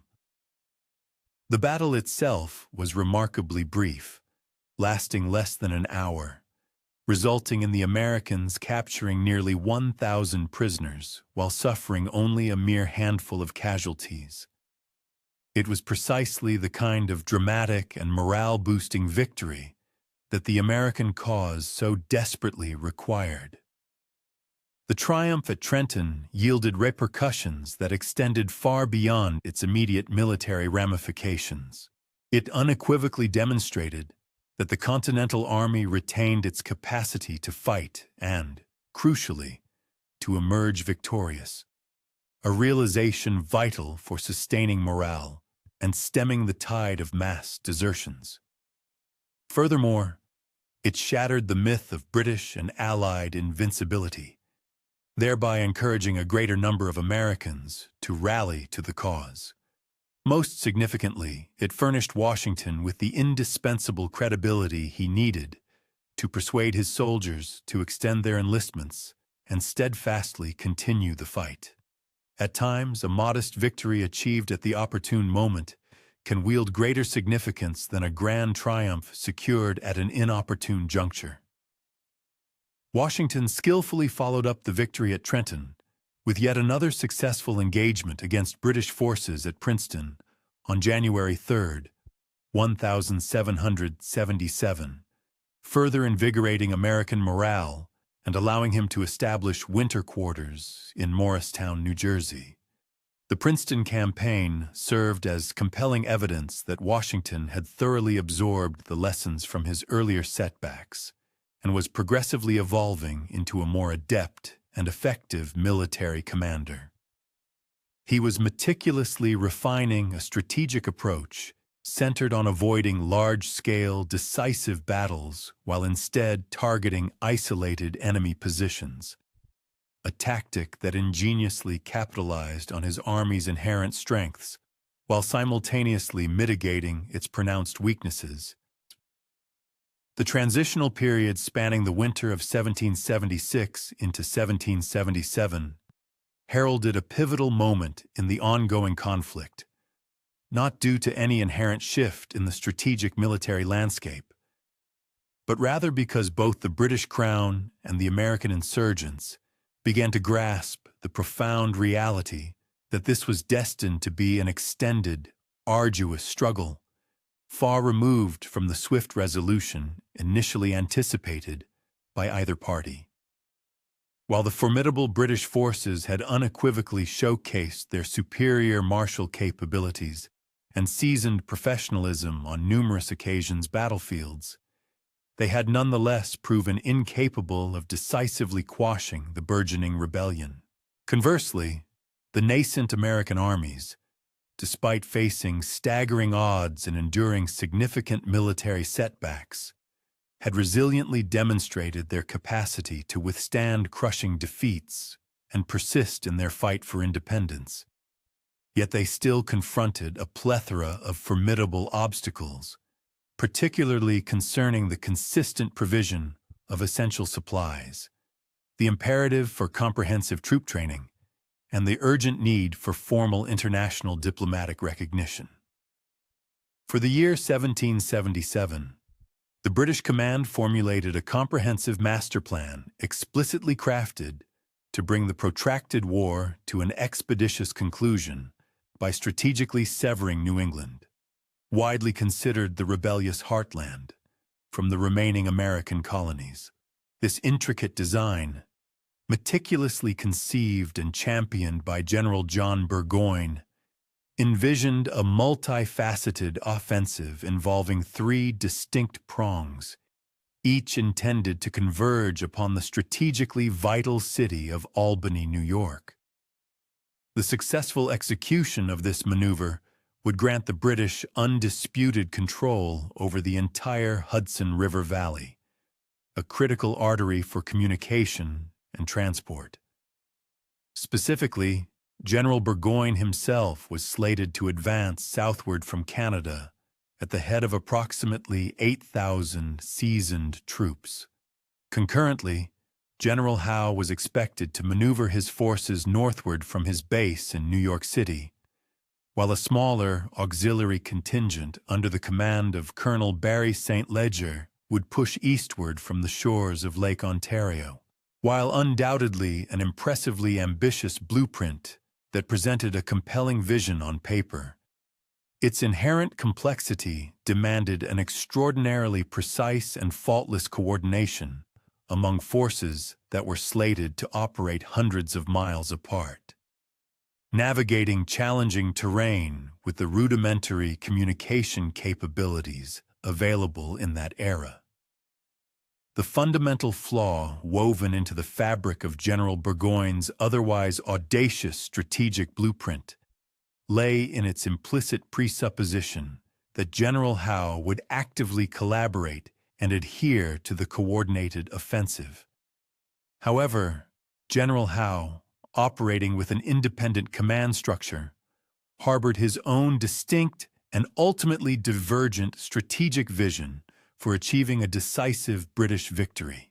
Rather than executing the planned northward movement to provide essential support and link up with Burgoyne's descending forces, Howe made the unilateral decision to launch a direct assault on Philadelphia, the seat of the Continental Congress and the symbolic American capital.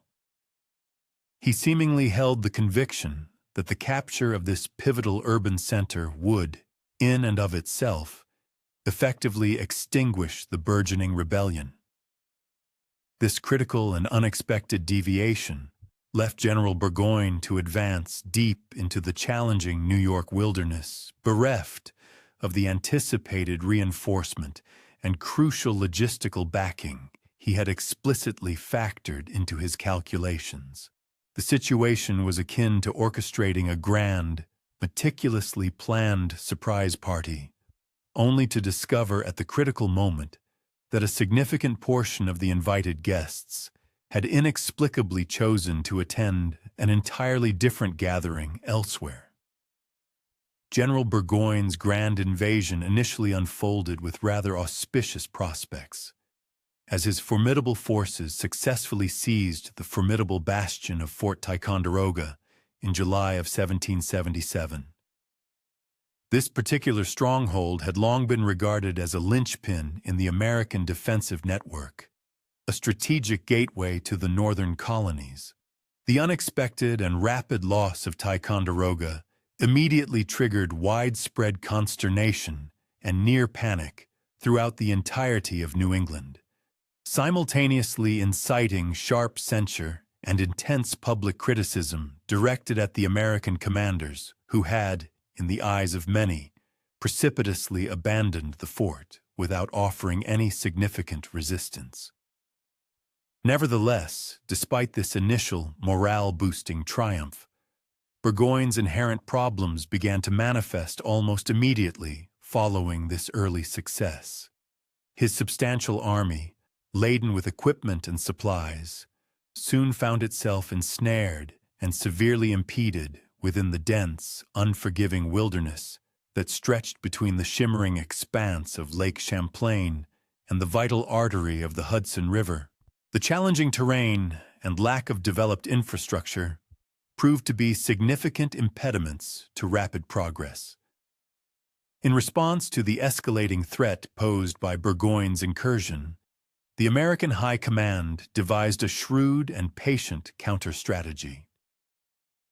This ingenious plan was initially formulated by General Philip Schuyler and subsequently executed with determined resolve by General Horatio Gates, who ultimately assumed leadership of the Northern Department, replacing Schuyler in a controversial command change.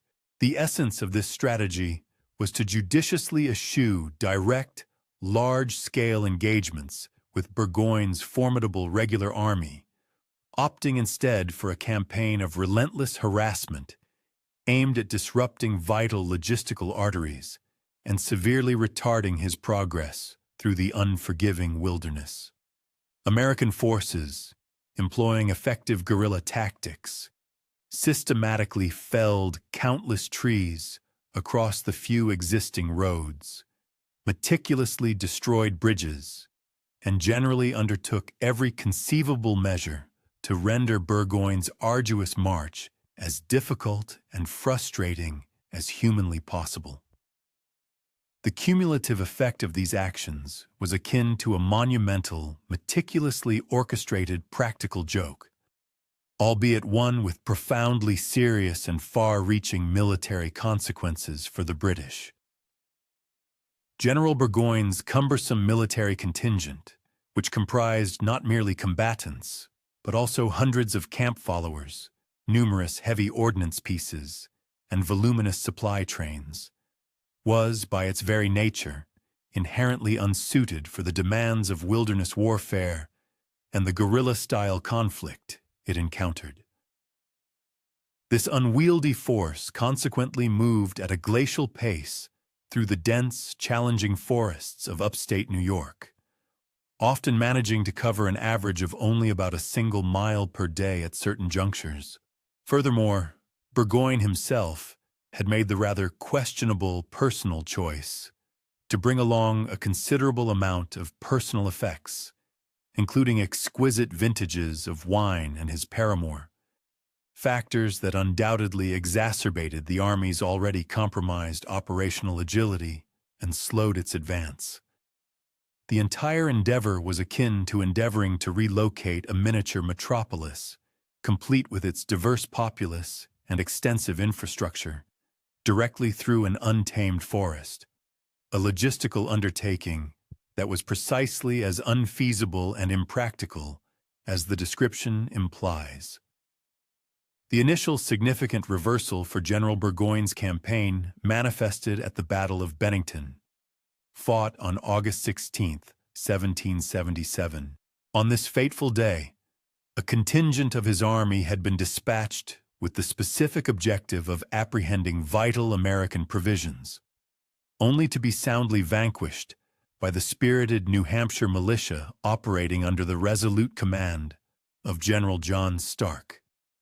Stark, according to historical accounts, famously delivered a legendary declaration to his troops before the engagement, proclaiming, "We'll beat the enemy, or Molly Stark sleeps a widow tonight," a statement that could be interpreted as either remarkably confident in the face of adversity or grimly fatalistic, depending entirely on one's perspective.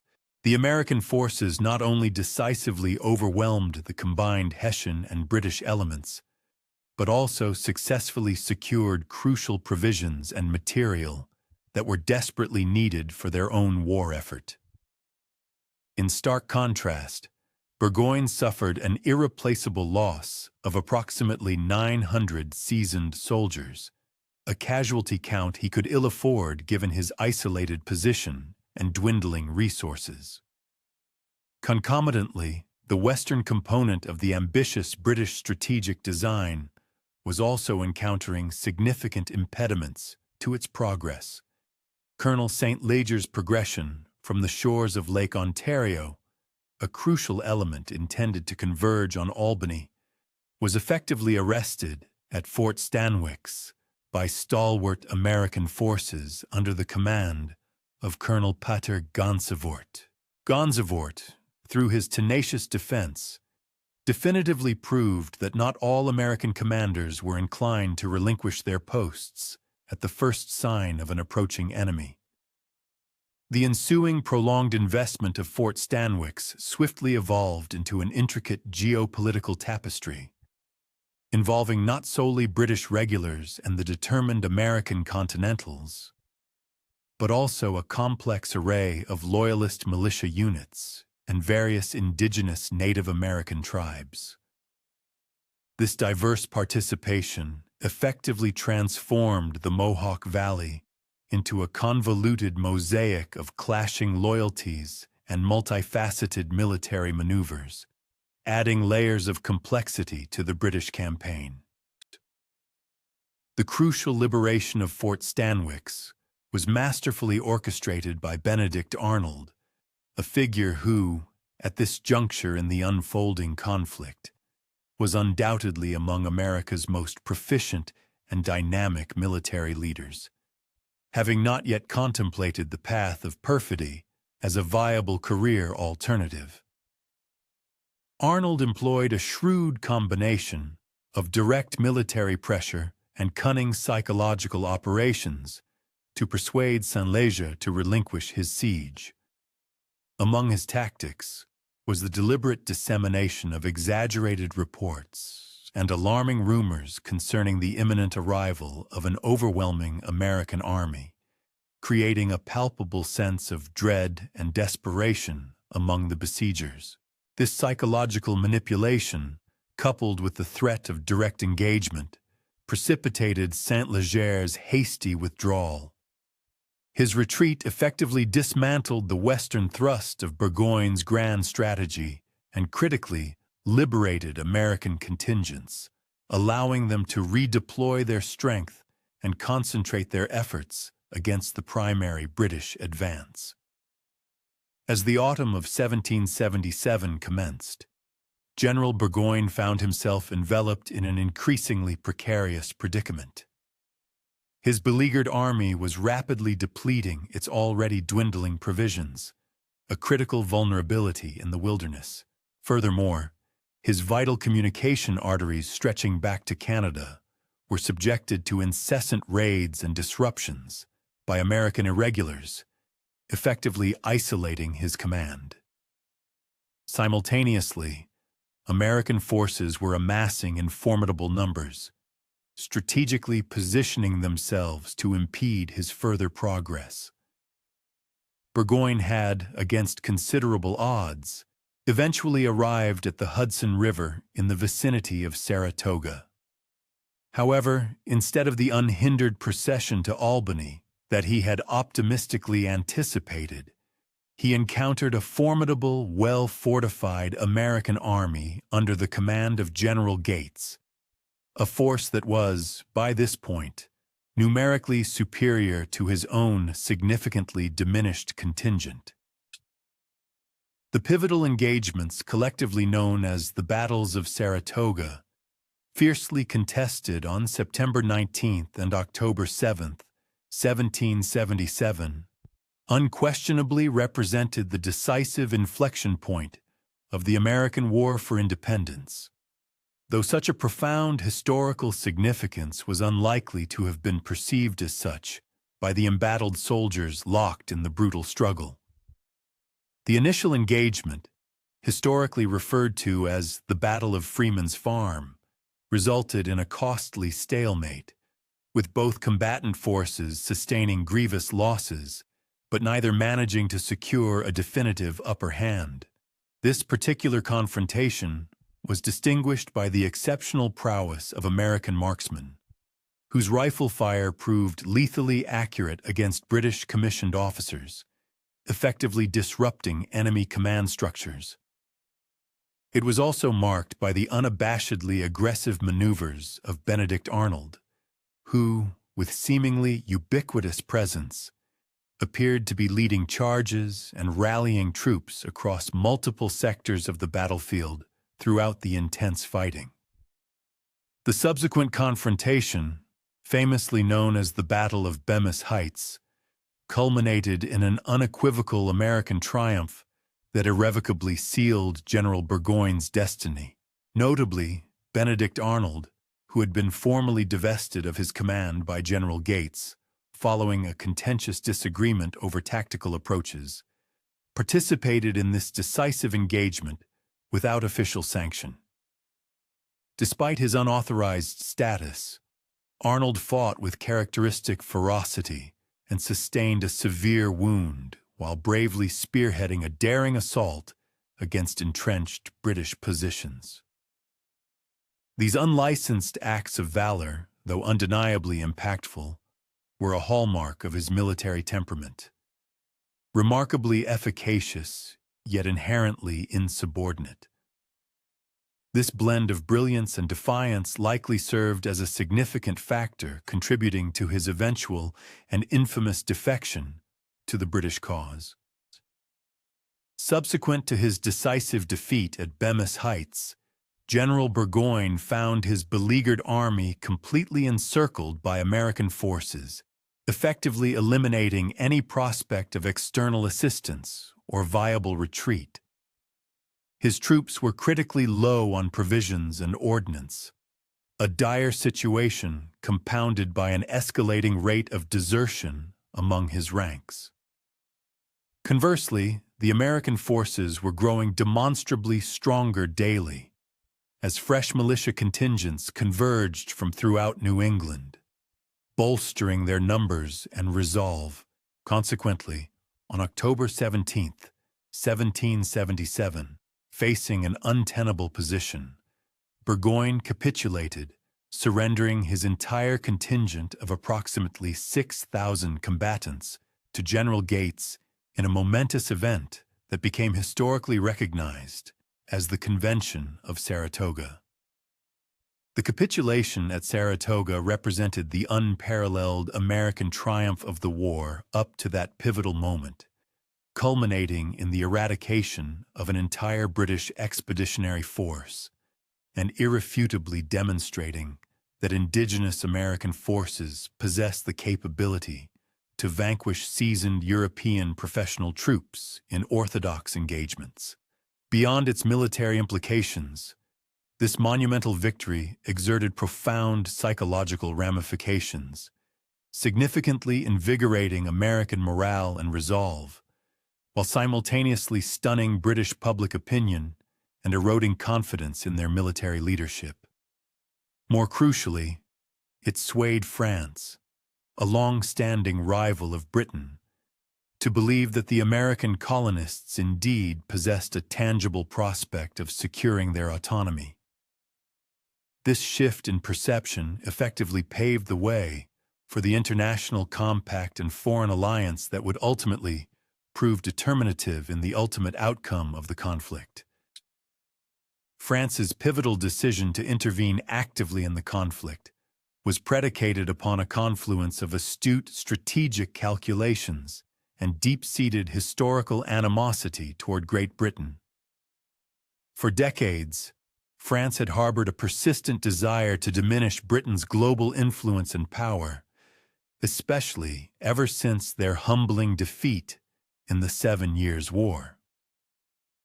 The achievement of American independence would not only significantly further this objective by weakening a formidable rival, but would also simultaneously unlock lucrative new avenues for commerce and trade. The resounding triumph at Saratoga provided the irrefutable corroboration that French diplomatic corps required, demonstrating unequivocally that subsidizing the American cause constituted a judicious investment with a high probability of success, rather than a reckless squandering of resources on a lost cause. The historic Franco-American alliance, formally inked in February 1778, fundamentally reshaped the nature of the American Revolution, elevating it from a localized colonial insurrection into a far-reaching global confrontation. France, through this momentous pact, extended indispensable military and naval assistance, providing crucial manpower, armaments, and sea power. More crucially, it accorded official diplomatic recognition to the fledgling United States, an act that significantly catalyzed other European powers to lend their backing to the American cause. Consequently, both Spain and the Netherlands subsequently entered the fray against Great Britain, compelling the British Empire to disperse its formidable resources and attention to safeguard its vast global interests, spanning from the Caribbean to India, rather than singularly focusing its military might on quashing the American insurgency in North America. France's decisive entry into the global conflict profoundly reconfigured British strategic imperatives, compelling them to divert considerable resources and attention towards safeguarding vital colonial possessions across the globe. Suddenly, the British found themselves worrying about defending critical territories, such as those in the Caribbean Sea, the strategic fortress of Gibraltar, and the lucrative territories of India, all while simultaneously prosecuting the war in North America. It was no longer feasible for the British to unilaterally concentrate their entire military and naval might solely on the American colonies. This forced dispersion of resources inadvertently granted the Americans an invaluable period of respite, allowing them the crucial breathing room necessary to reconstitute their beleaguered forces, bolster their logistical capabilities, and sustain their arduous struggle for independence with renewed vigor. With renewed determination, they aimed to consolidate their military forces and vigorously prosecute the ongoing conflict. Simultaneously, as these profoundly significant diplomatic breakthroughs unfolded on the international stage, General George Washington and his Continental Army found themselves grappling with one of the most arduous phases of the entire conflict, specifically at Valley Forge, Pennsylvania, throughout the harsh winter months of 1777 and 1778. The military contingent had strategically retreated to this location, subsequent to their unsuccessful endeavors to thwart the British occupation of Philadelphia. Consequently, these desolate winter encampments swiftly evolved into an enduring emblem of American tenacity amidst apparently insurmountable adversities. The prevailing circumstances at Valley Forge were utterly dreadful, presenting a grim reality that would have been considered shocking even when measured against the less stringent military benchmarks of the 18th century. The beleaguered soldiers suffered from a severe paucity of sufficient provisions, appropriate apparel, and protective lodgings, with numerous individuals navigating the icy snows unshod, their arduous patrols marked by crimson imprints left in the frigid landscape. Epidemic illness proliferated unchecked, essential provisions were practically unobtainable, and the collective spirit of the troops had plummeted to its lowest conceivable ebb. General Washington, in a stark communication to the Continental Congress, unequivocally stated that without a swift amelioration of these dire circumstances, this army must inevitably be reduced to one or other of these three things: starve, dissolve, or disperse. The profound anguish experienced at Valley Forge was exacerbated by the deeply frustrating realization that abundant foodstuffs and critical provisions were indeed available within the surrounding regions, yet they failed to reach the beleaguered army. This critical disconnect stemmed from systemic malfunctions within the Continental Congress's nascent financial framework and the severe deterioration of the logistical supply chains. Local farmers, wary of economic instability, frequently exhibited a strong disinclination to exchange their harvests and livestock for the continental currency, which was experiencing a precipitous decline in value and rapidly approaching worthlessness. Instead, they demonstrably favored commerce with the British forces, who offered payment in the universally accepted and stable mediums of gold and silver. Consequently, the Continental Army found itself in the tragic paradox of literally starving amidst an environment of agricultural abundance. Notwithstanding the formidable adversities, the encampment at Valley Forge ultimately proved to be an indispensable juncture in the evolutionary trajectory of the Continental Army, forging it into a more formidable and efficacious fighting instrument. During this period, the army welcomed Baron Friedrich von Steuben, an experienced Prussian officer who magnanimously offered his expertise to instruct the American soldiers in the sophisticated military tactics and rigorous discipline prevalent in European armies. Steuben's meticulously structured training regimen fundamentally reconfigured the Continental Army, elevating it from a disparate assembly of regional militia contingents into an organization that closely approximated a professional military establishment, imparting instruction that encompassed the full spectrum from rudimentary parade ground drills to intricate high-level battlefield maneuvers. Notably, Steuben's pedagogical approach to military instruction was thoughtfully tailored, to resonate with the specific circumstances and independent ethos of the American soldiery. Astutely perceiving that American combatants necessitated a distinct rapport compared to their European conscript counterparts, he consciously prioritized the impartation of utilitarian, practical proficiencies over rigid, ceremonial drill. Furthermore, he took pains to elucidate the rationale underpinning various military protocols, rather than merely exacting unquestioning compliance, and consistently afforded the rank and file a greater degree of deference than was commonly observed within European military hierarchies. An additional challenge for Steuben involved surmounting a significant linguistic impediment, given his limited command of the English language, compelling him to rely on interpreters. This necessity occasionally yielded amusing and rather colorful episodes when his precise Prussian military terminology was rendered into robust American colloquialisms, often bordering on profanity. Beyond the transformative training, the protracted winter sojourn at Valley Forge also precipitated pivotal alterations within the Continental Army's command apparatus and overall structural arrangement.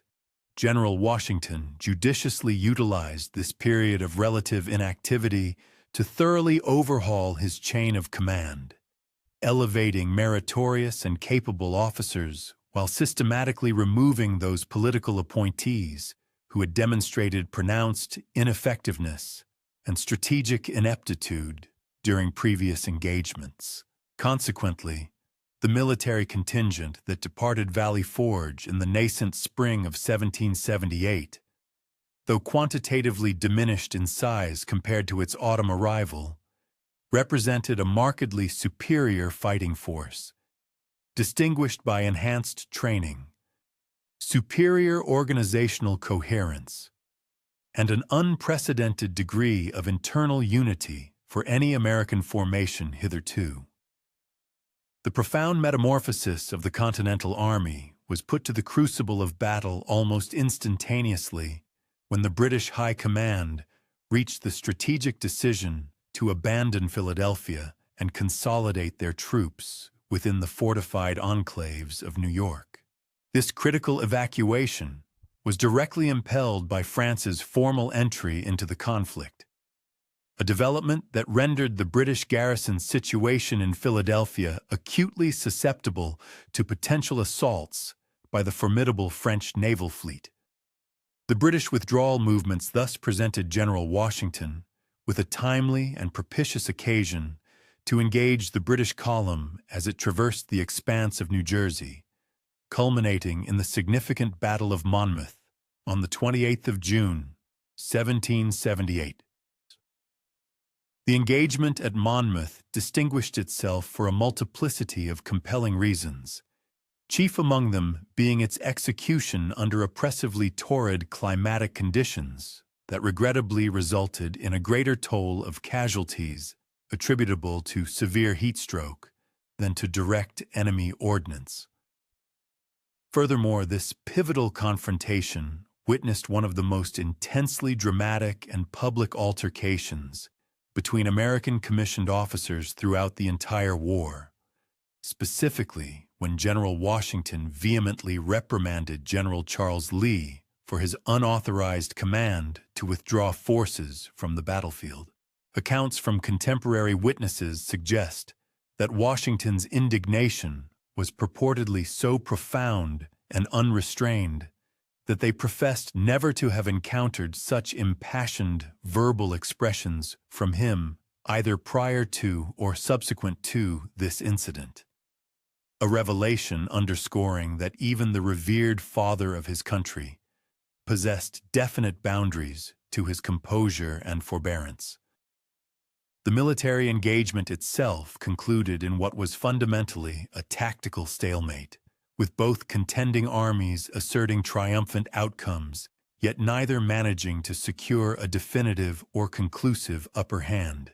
Nevertheless, the combat efficacy displayed by the Continental Army during the Monmouth encounter undeniably served to validate the profound impact of Steuben's rigorous training regimen.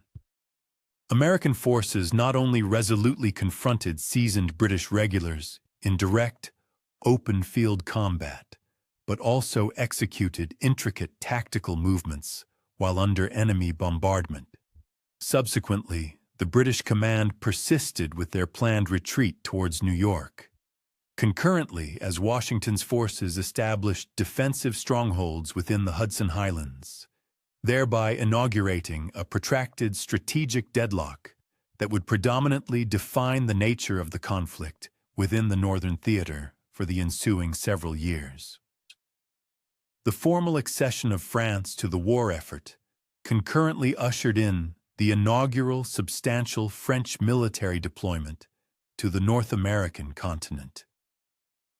Upon Admiral d'Estaing's arrival off the American coastline in July 1778, commanding a formidable squadron of naval warships, the sudden presence of French maritime strength portended a significant challenge to the long-standing British dominion over the high seas, a supremacy that had constituted one of Great Britain's preeminent strategic advantages throughout the duration of the hostilities. Nevertheless, the initial collaborative Franco-American military undertaking, an ambitious endeavor to seize the British military post at Newport, Rhode Island, regrettably culminated in utter failure, a setback primarily attributable to insufficient inter-allied coordination and d'Estaing's unilateral decision to terminate the operation upon the unexpected appearance of a British naval contingent. The unsuccessful siege at Newport vividly underscored one of the persistent and inherent difficulties pervading the burgeoning Franco-American alliance.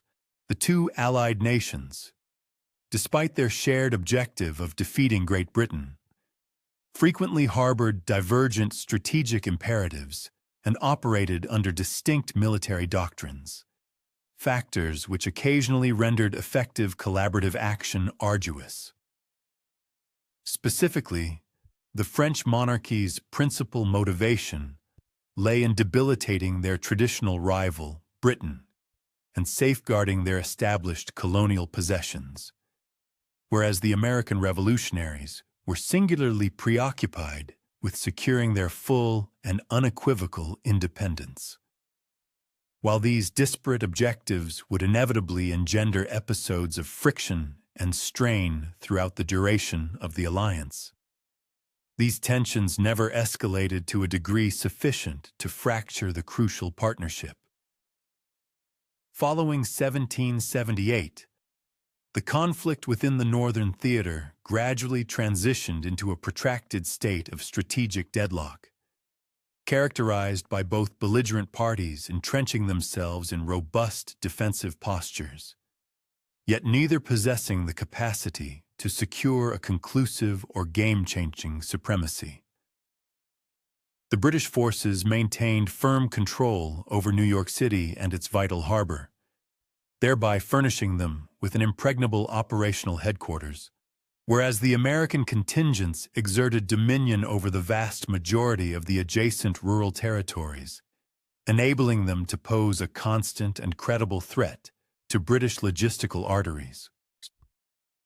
General Washington's overarching military approach throughout this particular phase was fundamentally predicated upon the circumvention of large-scale engagements, prioritizing instead the preservation of the Continental Army's structural integrity as a persistent deterrent to British military initiatives.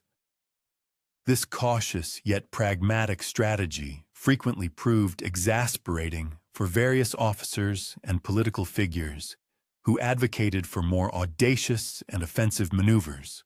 However, it likely represented the sole viable course of action, considering the comparative strengths and dispositions of the rival forces.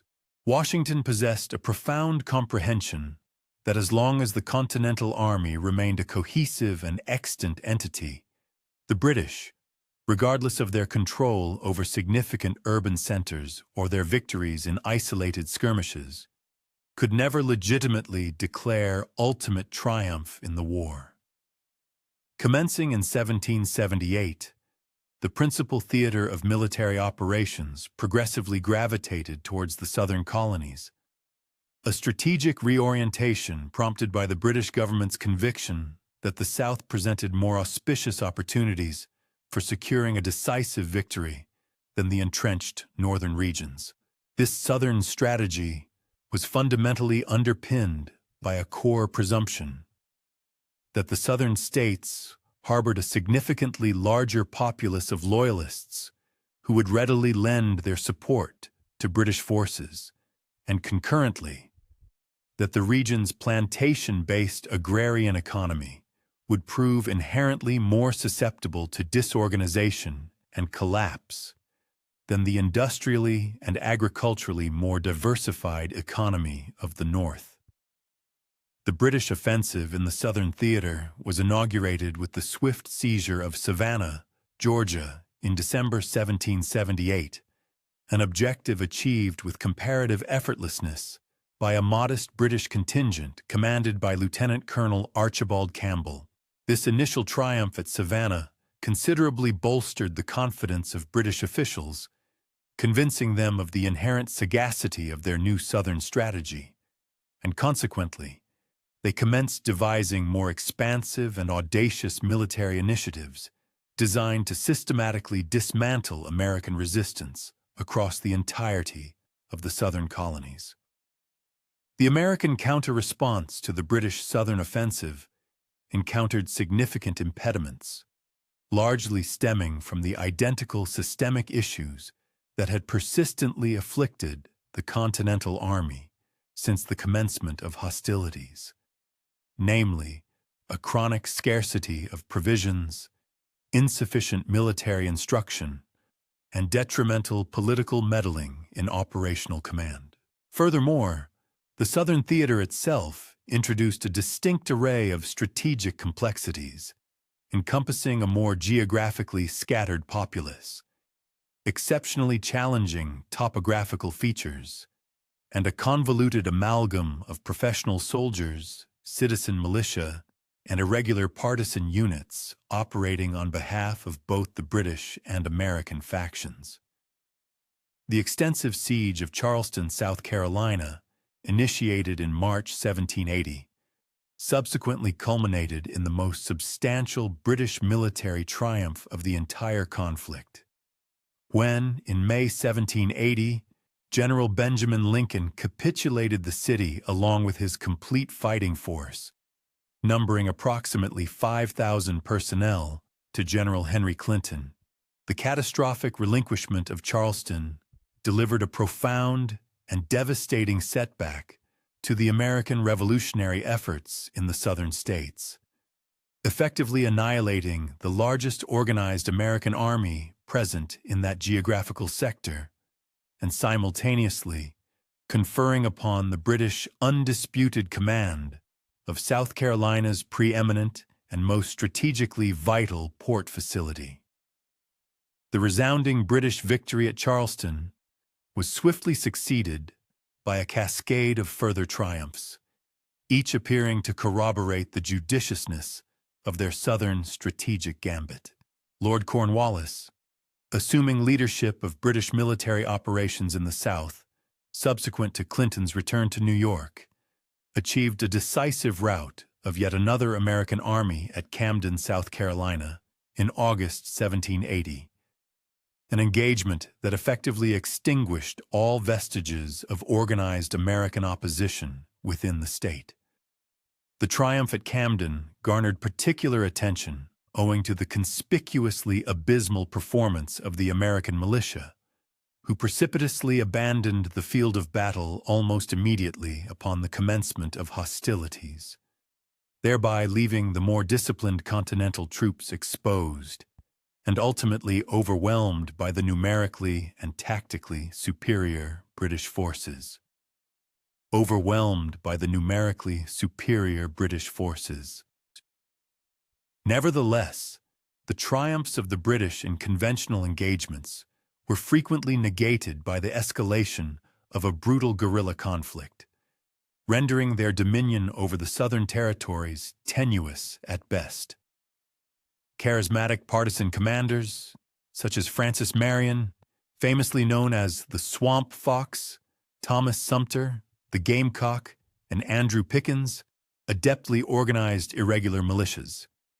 These forces relentlessly targeted British supply routes, isolated garrisons, and loyalist militia units. These elusive partisan bands proved exceedingly difficult to subdue, possessing an uncanny ability to seamlessly integrate into the civilian populace and an intimate, almost preternatural understanding of the local topography. They operated like spectral military entities, materializing to strike swiftly and then vanishing before the British could mount any effective reprisal. The unconventional warfare that engulfed the South was marked by an unprecedented degree of savagery, surpassing anything witnessed in the Northern theater. Both factions were implicated in committing horrific atrocities against prisoners of war and innocent civilians alike. The conflict tragically assumed the characteristics of a bitter civil war, where neighbors were pitted against neighbors, and families found themselves tragically fractured by divergent political allegiances, creating deep societal fissures. A pivotal juncture in the Southern campaign was reached with the appointment of Nathaniel Greene as the new commander of American forces in the South in December 1780. Greene, who had previously served as one of General George Washington's most trusted and capable subordinates, introduced an innovative strategic paradigm that skillfully blended conventional military maneuvers with the disruptive tactics of guerrilla warfare. Rather than attempting to engage the British in decisive, pitched battles, Greene ingeniously adopted a strategy of calculated strategic retreat, meticulously combined with persistent harassment of British supply lines and vulnerable, isolated positions. Greene's overarching strategy was eloquently encapsulated in his renowned and enduring declaration: "We fight, get beat, rise, and fight again." This resilient approach was meticulously crafted to systematically erode and exhaust the British forces through incessant skirmishes and continuous harassment, all while assiduously avoiding the kind of catastrophic, decisive defeats that had previously decimated American armies in the Southern theater. The remarkable efficacy of Greene's strategic brilliance was vividly showcased at the Battle of Cowpens on January 17, 1781. There, Brigadier General Daniel Morgan orchestrated a truly brilliant tactical victory for an American force over Lieutenant Colonel Banastre Tarleton's formidable British Legion.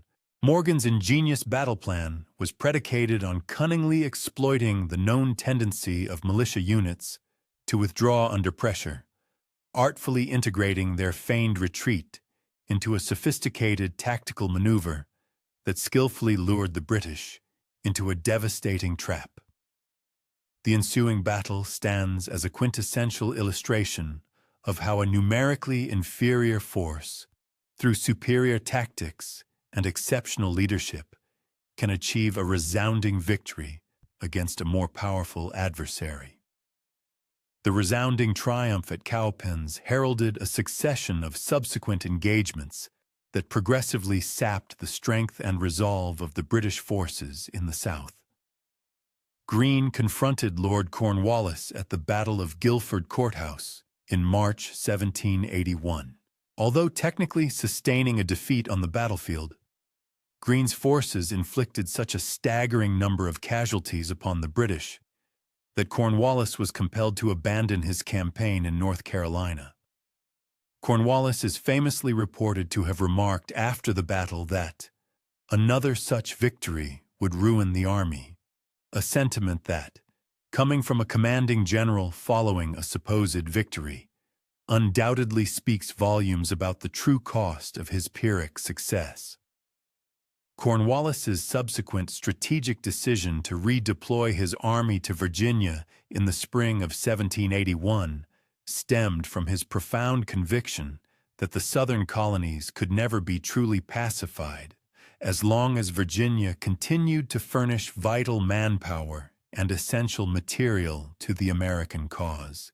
This movement to Virginia also underscored Cornwallis's growing frustration with the relentless guerrilla warfare prevalent in the Carolinas, where British battlefield victories consistently failed to translate into effective political control over the vast, hostile countryside. The Virginia campaign brought Cornwallis into direct confrontation with the Marquis de Lafayette, a remarkably young French volunteer who had rapidly ascended to become one of Washington's most trusted and indispensable subordinates. Despite being barely old enough to cast a vote, Lafayette had been dispatched to Virginia with a relatively small contingent to counter British incursions. He soon found himself embroiled in a precarious cat-and-mouse game with Cornwallis's considerably larger and more formidable army. Lafayette's sagacious strategy was to scrupulously avoid direct pitched battles while relentlessly harassing British operations, a prudent course of action, given that his forces were outnumbered by an approximate ratio of 3-1. Cornwallis's initial operations in Virginia enjoyed a degree of success, with British forces conducting extensive raids throughout the state and compelling the Virginia government to precipitously flee from Richmond to Charlottesville. These British incursions effectively disrupted American supply lines and starkly demonstrated the inherent vulnerability of Virginia's lucrative plantation economy to military assault. However, Cornwallis soon discovered that establishing and maintaining territorial control in Virginia proved just as intractable as it had been in the Carolinas. He could indeed win battles and occupy towns, but he remained utterly incapable of establishing lasting political authority over a fiercely hostile populace. The fateful decision that would ultimately seal Cornwallis's doom came when he received explicit orders from General Clinton to establish a fortified naval base on the Virginia coast. This base was intended to be readily supplied and reinforced by the formidable Royal Navy. Cornwallis selected Yorktown, a modest tobacco port situated strategically on the York River, as his primary base of operations. At the time, this choice appeared entirely reasonable. Yorktown boasted an excellent natural harbor, was inherently defensible, and could serve as an ideal springboard for future military endeavors. Tragically for Cornwallis, it also proved to be an inescapable trap. The extraordinary opportunity to ensnare Cornwallis at Yorktown emerged from a rare and fortuitous convergence of perfect synchronization between American and French forces. General Washington had been meticulously planning an assault on New York when he received intelligence that a powerful French fleet, commanded by Admiral de Grasse, was sailing northward from the Caribbean. This fleet possessed a sufficient number of warships to directly challenge and potentially overcome British naval supremacy in the crucial Chesapeake Bay. If de Grasse could successfully assert control over the waters surrounding Yorktown, Cornwallis's army would be irrevocably cut off from any possibility of reinforcement or evacuation by sea, thus rendering him acutely vulnerable to a decisive siege. Washington's audacious decision to pivot his forces southward to Virginia, rather than proceeding with his planned attack on New York, stands as one of the most momentous strategic choices of the entire war. This arduous march necessitated impeccable timing and seamless coordination between American and French forces operating across hundreds of miles, often with no reliable means of instantaneous communication. It was akin to orchestrating an elaborate surprise party where half the guests had to traverse an entire continent and arrive at precisely the designated moment. Except the ramifications of failure in this military endeavor were immeasurably more dire than merely a ruined social gathering. The arduous march to Yorktown was a logistical tour de force, a testament to the significant advancements and improved capabilities of the Continental Army since the nascent stages of the conflict.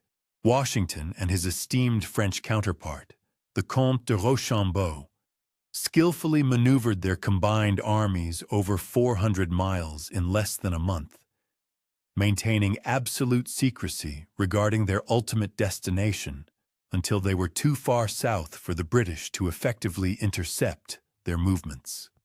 This monumental march also necessitated the complex undertaking of crossing several major rivers and coordinating with French naval assets, all while meticulously ensuring the army remained adequately supplied and its morale steadfastly high. The siege of Yorktown formally commenced on September 28, 1781, when the combined American and French armies, numbering approximately 17,000 men, meticulously encircled Cornwallis's beleaguered force of roughly 8,000 British and German troops. The siege unfolded according to the classic European pattern of gradually approaching the enemy's formidable fortifications through a meticulously constructed series of parallel trenches, all protected by relentless artillery bombardments that progressively rendered life increasingly arduous and perilous for the besieged defenders. It was a form of warfare characterized by its deliberate pace and methodical execution, emphasizing sophisticated engineering and strategic calculation over individual acts of heroism. Central to the success of the siege was Admiral de Grasse's absolute control of the Chesapeake Bay, a crucial factor that effectively prevented the Royal Navy from either reinforcing or evacuating Cornwallis's trapped army. The French fleet had previously engaged and decisively defeated a British naval force at the pivotal Battle of the Capes on September 5, 1781. While this naval engagement, one of the most significant in American history, was not particularly dramatic in terms of direct combat, involving extensive maneuvering and comparatively little actual fighting, its consequences were utterly enormous, as it irrevocably sealed Cornwallis's grim fate at Yorktown. The intricate siege operations at Yorktown were conducted in strict adherence to the formal rules and protocols of the 18th century warfare, with both opposing sides observing traditional courtesies, even as they relentlessly endeavored to annihilate one another. The Allied forces systematically advanced their intricate network of trenches ever closer to the British fortifications, meticulously protected by fascines and gabions that provided essential cover from enemy fire. The arduous work was inherently dangerous and physically exhausting, yet it was also remarkably methodical and entirely predictable. All participants understood the established mechanics of sieges, and this particular engagement faithfully conformed to the standard operational blueprint. The decisive turning point in the siege arrived when the Allied forces successfully captured two critical British redoubts that served as the anchors of the outer defensive line. This crucial achievement allowed the Allies to position their formidable artillery close enough to render the British position utterly untenable. The daring assault on these redoubts was spearheaded by Alexander Hamilton and the Marquis de Lafayette, affording these two future American political adversaries a rare opportunity to share military glory before their inevitable disagreements over fiscal policy would emerge. The capture of the redoubts was accomplished with remarkably light casualties, unequivocally demonstrating the exceptional effectiveness and precision of the Allied siege operations. Cornwallis's predicament became utterly hopeless when a much-anticipated relief expedition from New York was severely delayed by adverse weather conditions and lamentable coordination issues. General Clinton had painstakingly assembled a fleet and an army specifically tasked with rescuing Cornwallis, but the expedition ultimately did not set sail until October 19, 1781, the very same day that Cornwallis was compelled to surrender at Yorktown. The timing of their arrival was akin to appearing at a party, just as all the other guests were making their departure. Except in this instance, the party was a catastrophic military disaster, and its profound consequences included nothing less than the eventual loss of a vast empire. The momentous capitulation at Yorktown, occurring on October 19, 1781, unfolded with every intricate detail of the ceremonial grandeur demanded by military customs of the 18th century. Lord Cornwallis, citing a sudden indisposition, delegated his second-in-command to present his sword to General George Washington. In a symbolic gesture of deference and established hierarchy, Washington, in turn, instructed the British officer to yield the emblem of command to his own second-in-command, General Benjamin Lincoln. Subsequently, the British forces emerged from their defensive positions, their regimental flags furled and sheathed, while their accompanying bands mournfully rendered the tune, "The World Turned Upside Down." This musical selection was either an extraordinarily fitting commentary on the era's dramatic shifts or a serendipitous occurrence that has continued to delight and intrigue historians through the centuries. The comprehensive subjugation of Cornwallis's entire military contingent at Yorktown represented the conclusive triumph that the American forces had relentlessly pursued throughout the protracted conflict. The staggering decrement of approximately 8,000 seasoned troops, coupled with the profound demoralizing effect of such a significant reverse, unequivocally shattered any remaining British aspirations of securing a military victory in the protracted war. Moreover, this pivotal success unequivocally underscored the formidable efficacy of the Franco-American coalition and vividly illustrated the feasibility of executing sophisticated European-style siege operations within the American theater, provided the requisite strategic and tactical circumstances were meticulously aligned. Word of the stunning events at Yorktown arrived in London during November 1781, purportedly eliciting from Prime Minister Lord North the despairing cry, "Oh God, it is all over."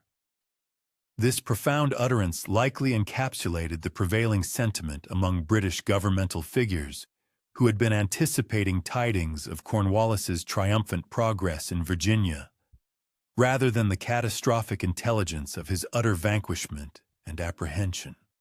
While the resounding victory at Yorktown did not instantaneously bring about a cessation of hostilities, it undeniably crystallized for all parties engaged that the overarching British military strategy had irrevocably collapsed, necessitating an eventual diplomatic resolution. The interval spanning from the pivotal events at Yorktown to the official cessation of the conflict was marked by a measured deceleration of military engagements and the commencement of intricate peace deliberations. Although British forces continued to occupy significant strongholds such as New York, Charleston, and Savannah, they refrained from initiating any substantive efforts to recommence offensive maneuvers. Concurrently, the American forces were content to sustain their military presence in the field, affording their diplomatic representatives the necessary space and time to meticulously craft the particulars of a comprehensive peace accord. The situation bore a striking resemblance to the concluding moments of a prize fight, where both combatants remain upright, Yet the definitive victor is unmistakably evident to all observers. The ensuing peace negotiations were rendered exceedingly complex by the inherent nature of the conflict, which had escalated into a truly global confrontation encompassing numerous European powers, each possessing distinct and often conflicting strategic objectives. France, for instance, harbored a keen desire to diminish Great Britain's imperial influence, but simultaneously harbored reservations about the nascent United States accumulating excessive power. Spain, a key player, sought vigorously to reclaim Gibraltar and to circumscribe American territorial expansion towards the western frontiers. Meanwhile, Great Britain's primary aim was to mitigate its considerable losses while strategically endeavoring to sow discord and division among America and its European confederates. These intricate diplomatic discussions resembled an exceptionally high-stakes game of poker, where each participant meticulously attempted to divine the hidden strengths and weaknesses, the cards, held by their counterparts. The American Peace Commissioners, a formidable triumvirate comprising Benjamin Franklin, John Adams, and John Jay, demonstrated extraordinary diplomatic acumen. Their collective expertise enabled them to successfully negotiate and secure terms for the nascent nation that far surpassed the most optimistic projections entertained by many at the conflict's outset. The initial peace accord, formally inked in November 1782, bestowed upon the nascent United States the crucial recognition of its independence, meticulously delineated the Mississippi River as its expansive western demarcation, and graciously conferred upon American citizens invaluable fishing privileges off the rich shores of Newfoundland. For many, the magnitude of these concessions felt akin to achieving an incredible windfall, like winning a grand lottery prize after having purchased a ticket, whose very legality was initially in question. The definitive Treaty of Paris, formally enacted on September 3, 1783, served as the solemn instrument that brought the American Revolution to its official conclusion and unequivocally cemented the United States' status as an autonomous, sovereign entity. This landmark agreement reaffirmed the stipulations outlined in the preliminary accord and mandated the complete withdrawal of all British military contingents from American soil. The signing of this treaty represented the grand culmination of 8 arduous years of warfare, a period that had profoundly transmuted 13 British colonies into a fully independent nation. Although the subsequent endeavor of actually constructing and solidifying that nation would ultimately present challenges almost as formidable as the struggle for independence itself.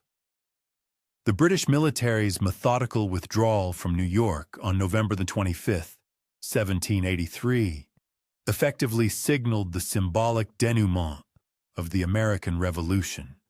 General Washington, at the vanguard of the Continental Army, triumphantly entered the metropolis, at last realizing the strategic objective that had eluded his grasp since the calamitous campaign of 1776.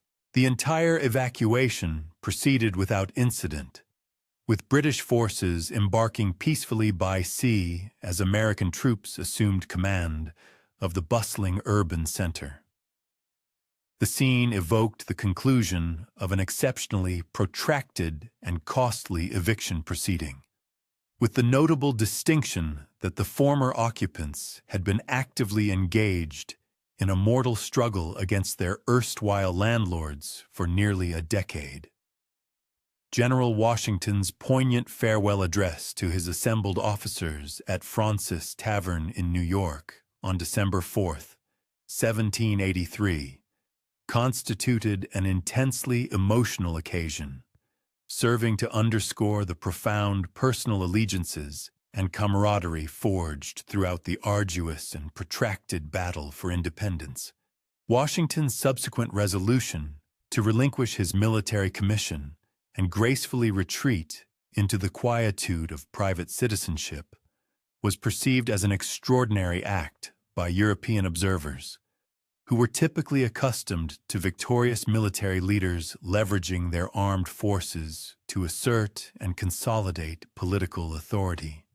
This voluntary renunciation of power by Washington established a foundational precedent, one that would prove indispensable for the flourishing and maturation of American democratic principles.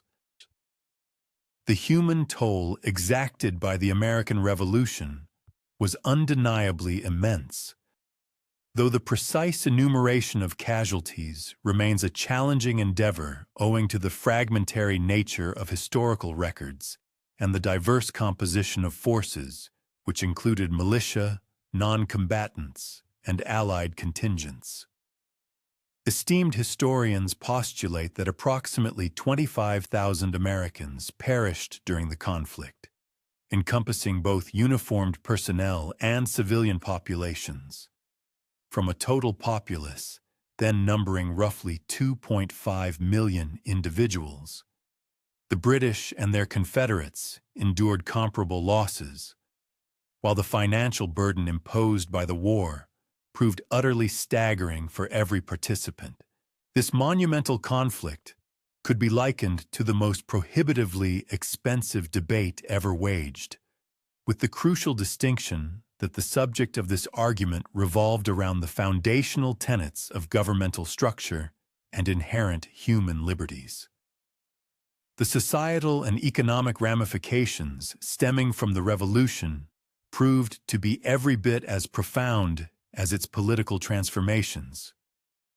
The protracted conflict fundamentally unsettled established social stratifications, concurrently forging novel pathways for upward social movement and vigorously questioning entrenched preconceptions regarding authority and societal distinctions.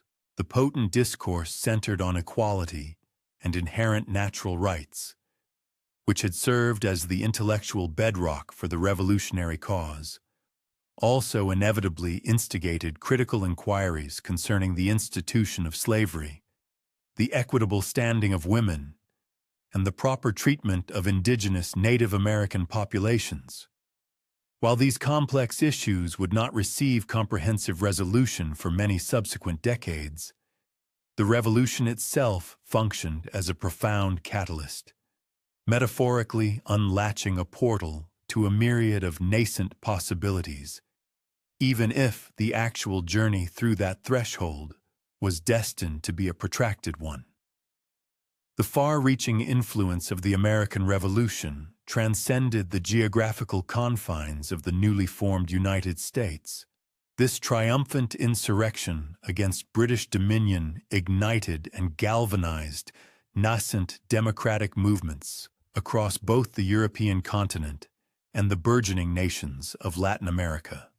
While the foundational tenets eloquently articulated within the Declaration of Independence subsequently served as an emblematic blueprint for numerous other struggles for self-determination, the revolution simultaneously provided undeniable proof that subjugated colonial populaces possessed the capacity to successfully defy formidable European imperial might, a revelation that would carry momentous repercussions for the global trajectory of colonialism. Furthermore, the very establishment of the United States exerted considerable geopolitical sway, engendering a burgeoning power in North America, destined to ultimately contest and diminish European hegemony throughout the Western Hemisphere. Seminal events such as the Louisiana Purchase, the Mexican-American War, and the inexorable westward expansion towards the Pacific coastline all found their genesis in the hard-won independence secured during the Revolutionary era. The nascent United States, having emerged from the crucible of revolution, presented a comparatively diminutive and militarily modest profile when measured against the established empires of Europe. Yet, It possessed an immense, latent capacity for demographic and territorial expansion. The enduring legacy of the American Revolution persists in profoundly shaping American political thought and cultural identity more than 2 centuries subsequent to the pivotal events at Yorktown. The core tenets of limited governmental authority, inviolable individual rights, and the fundamental concept of popular sovereignty, meticulously enshrined during the revolutionary epoch, continue to occupy a central position in American political discourse, even as their nuanced interpretation and practical implementation undergo perpetual evolution. Additionally, the Revolution engendered a powerful national mythology, one that consistently accentuates motifs of inherent liberty, aspirational equality, and resolute defiance against autocratic rule.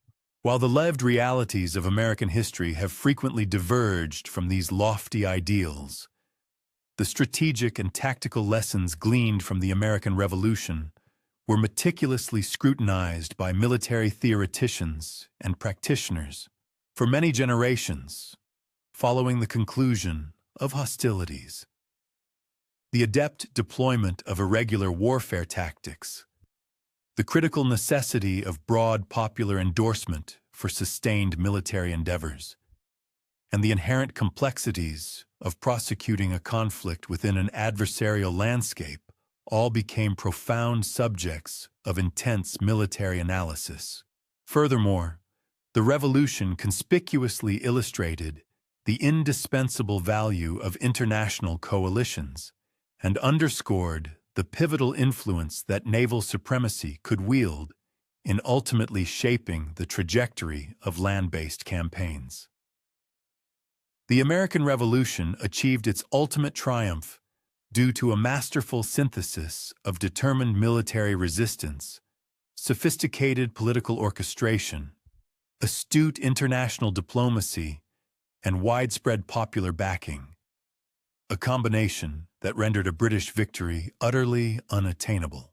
Notwithstanding Great Britain's formidable and seemingly insurmountable advantages in both military and naval might, the colonial forces managed to protract their defiance sufficiently long for the conflict to become prohibitively costly and politically untenable for Britain to sustain, simultaneously garnering the crucial foreign aid that rendered a decisive American victory feasible. It was, in essence, akin to prevailing in a grueling marathon by sheer endurance and resilience, rather than by superior speed, with the added intensity that this particular marathon spanned 8 years and was punctuated by the thunderous roar of artillery. The profound metamorphosis of the American colonies, transitioning from loyal British subjects to self-governing independent citizens, represented far more than a mere political alteration. It constituted a deep-seated psychological evolution that engendered a nascent and distinct sense of national identity. The collective ordeal of the Revolution, characterized by shared adversities, immense personal sacrifices, and ultimately a triumphant outcome, served as a powerful crucible, forging a cohesive American identity that effectively transcended pre-existing regional distinctions and diverse cultural affiliations. Consequently, the Revolution not only brought forth a new sovereign nation, but also cultivated a new populace, individuals who perceived themselves primarily as Americans, rather than merely as transplanted Europeans residing in a distant land. The colonists perceived themselves as distinct entities, possessing their own unique identity, rather than merely being transplanted Europeans. The economic repercussions stemming from the revolutionary conflict presented a dual-edged sword, as independence ushered in both promising prospects and considerable adversities. The newly formed republic gained the significant advantage of unfettered access to global markets, no longer constrained by the mercantile dictates of the British Empire. However, This newfound commercial liberty came at the cost of relinquishing the formidable safeguarding provided by British maritime and economic might. Moreover, the extensive hostilities had amassed colossal financial obligations, destined to burden the fledgling American treasury for many years to come. Although the rupture of established mercantile routes engendered considerable economic turbulence, the attainment of sovereignty could be likened to extricating oneself from a marital union with an affluent yet domineering partner, a profoundly emancipating act, yet one fraught with intricate fiscal complexities. Beyond the economic sphere, the Revolution indelibly shaped the destiny of indigenous Native American populations, who suddenly confronted a nascent republic, demonstrating an even more voracious appetite for westward territorial acquisition than its British predecessor. Numerous Native American confederations had strategically aligned themselves with the British Crown throughout the conflict, harboring the expectation that a British triumph would serve as a formidable check on American incursions into their ancestral domains. The subsequent American victory, however, tragically signified that these tribal communities now faced an inimical government, largely disinclined to uphold prior treaties or acknowledge the legitimate land claims of Native Americans. The contentious issue of human bondage, largely sidestepped amidst the fervor of the revolutionary struggle notwithstanding its glaring incongruity with the lofty principles enshrined in the Declaration of Independence, escalated significantly in complexity during the nascent post-war era. A segment of the American populace, predominantly residing in the northern states, perceived the Revolution as a propitious moment to eradicate the institution of slavery entirely. Conversely, many Southerners viewed any challenge to slavery as an existential menace to their deeply entrenched economic and social order. While the Revolution had boldly asserted the self-evident truth that all individuals are endowed with equal creation, the full realization and universal application of this fundamental tenet across the entire American citizenry would tragically necessitate a subsequent, devastating conflict. The American Revolution, while establishing seminal precedents for representative democratic governance that would reverberate across global political evolution, concurrently spawned formidable challenges that the nascent republic would grapple with for generations.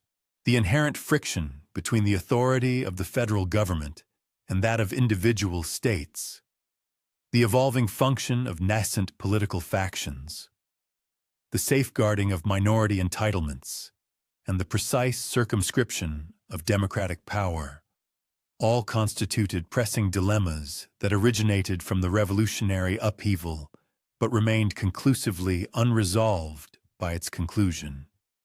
In essence, the Revolution served as the foundational inscription, the opening chapter, of an extensive and ongoing narrative concerning the intricate journey of democracy and popular self-rule. The global acknowledgement of American sovereignty represented a monumental diplomatic achievement, effectively cementing the United States' standing as an authentic and recognized participant within the intricate international community. Nonetheless, this significant milestone simultaneously ushered in a fresh array of weighty responsibilities and formidable obstacles.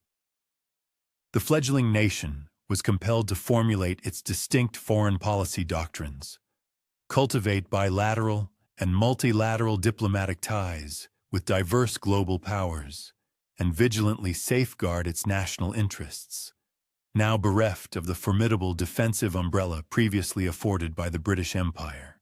Attaining independence bestowed upon America the prerogative to chart its own course and make autonomous choices. Yet, it equally imposed the imperative for the nation to confront and endure the full ramifications of those very decisions.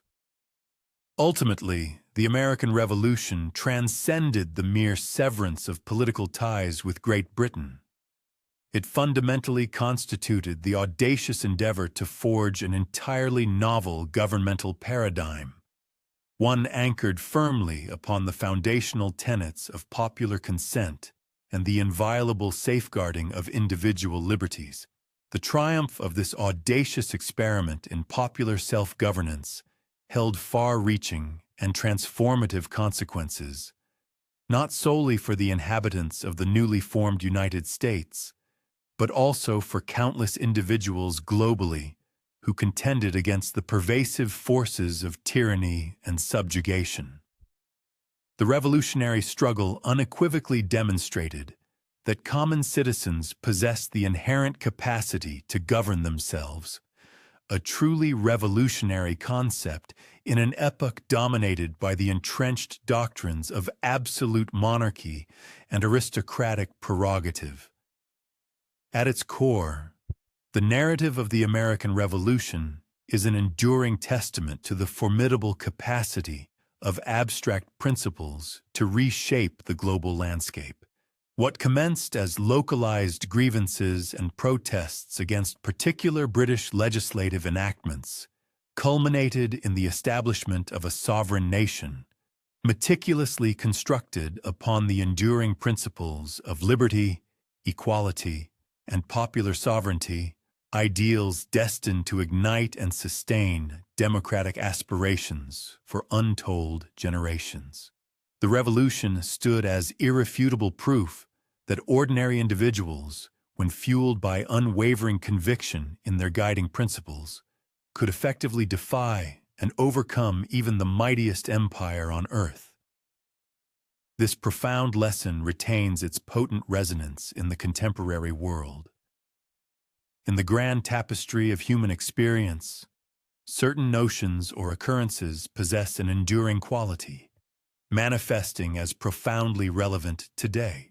These are not mere echoes from the past or fleeting observations, but rather potent forces that continue to shape the contours of our contemporary existence. Their pertinence stems from their ability to resonate deeply with current challenges, societal dynamics, or individual aspirations, offering invaluable insights or serving as crucial precedents. Whether through the timeless wisdom embedded in ancient philosophies, the persistent repercussions of historical milestones, or the ongoing evolution of scientific breakthroughs, their significance remains undiminished. Indeed, their continued applicability and capacity to inform, influence, and even provoke thought in the present moment underscore their undeniable importance, making them not just historical footnotes, but vital components of our ongoing narrative.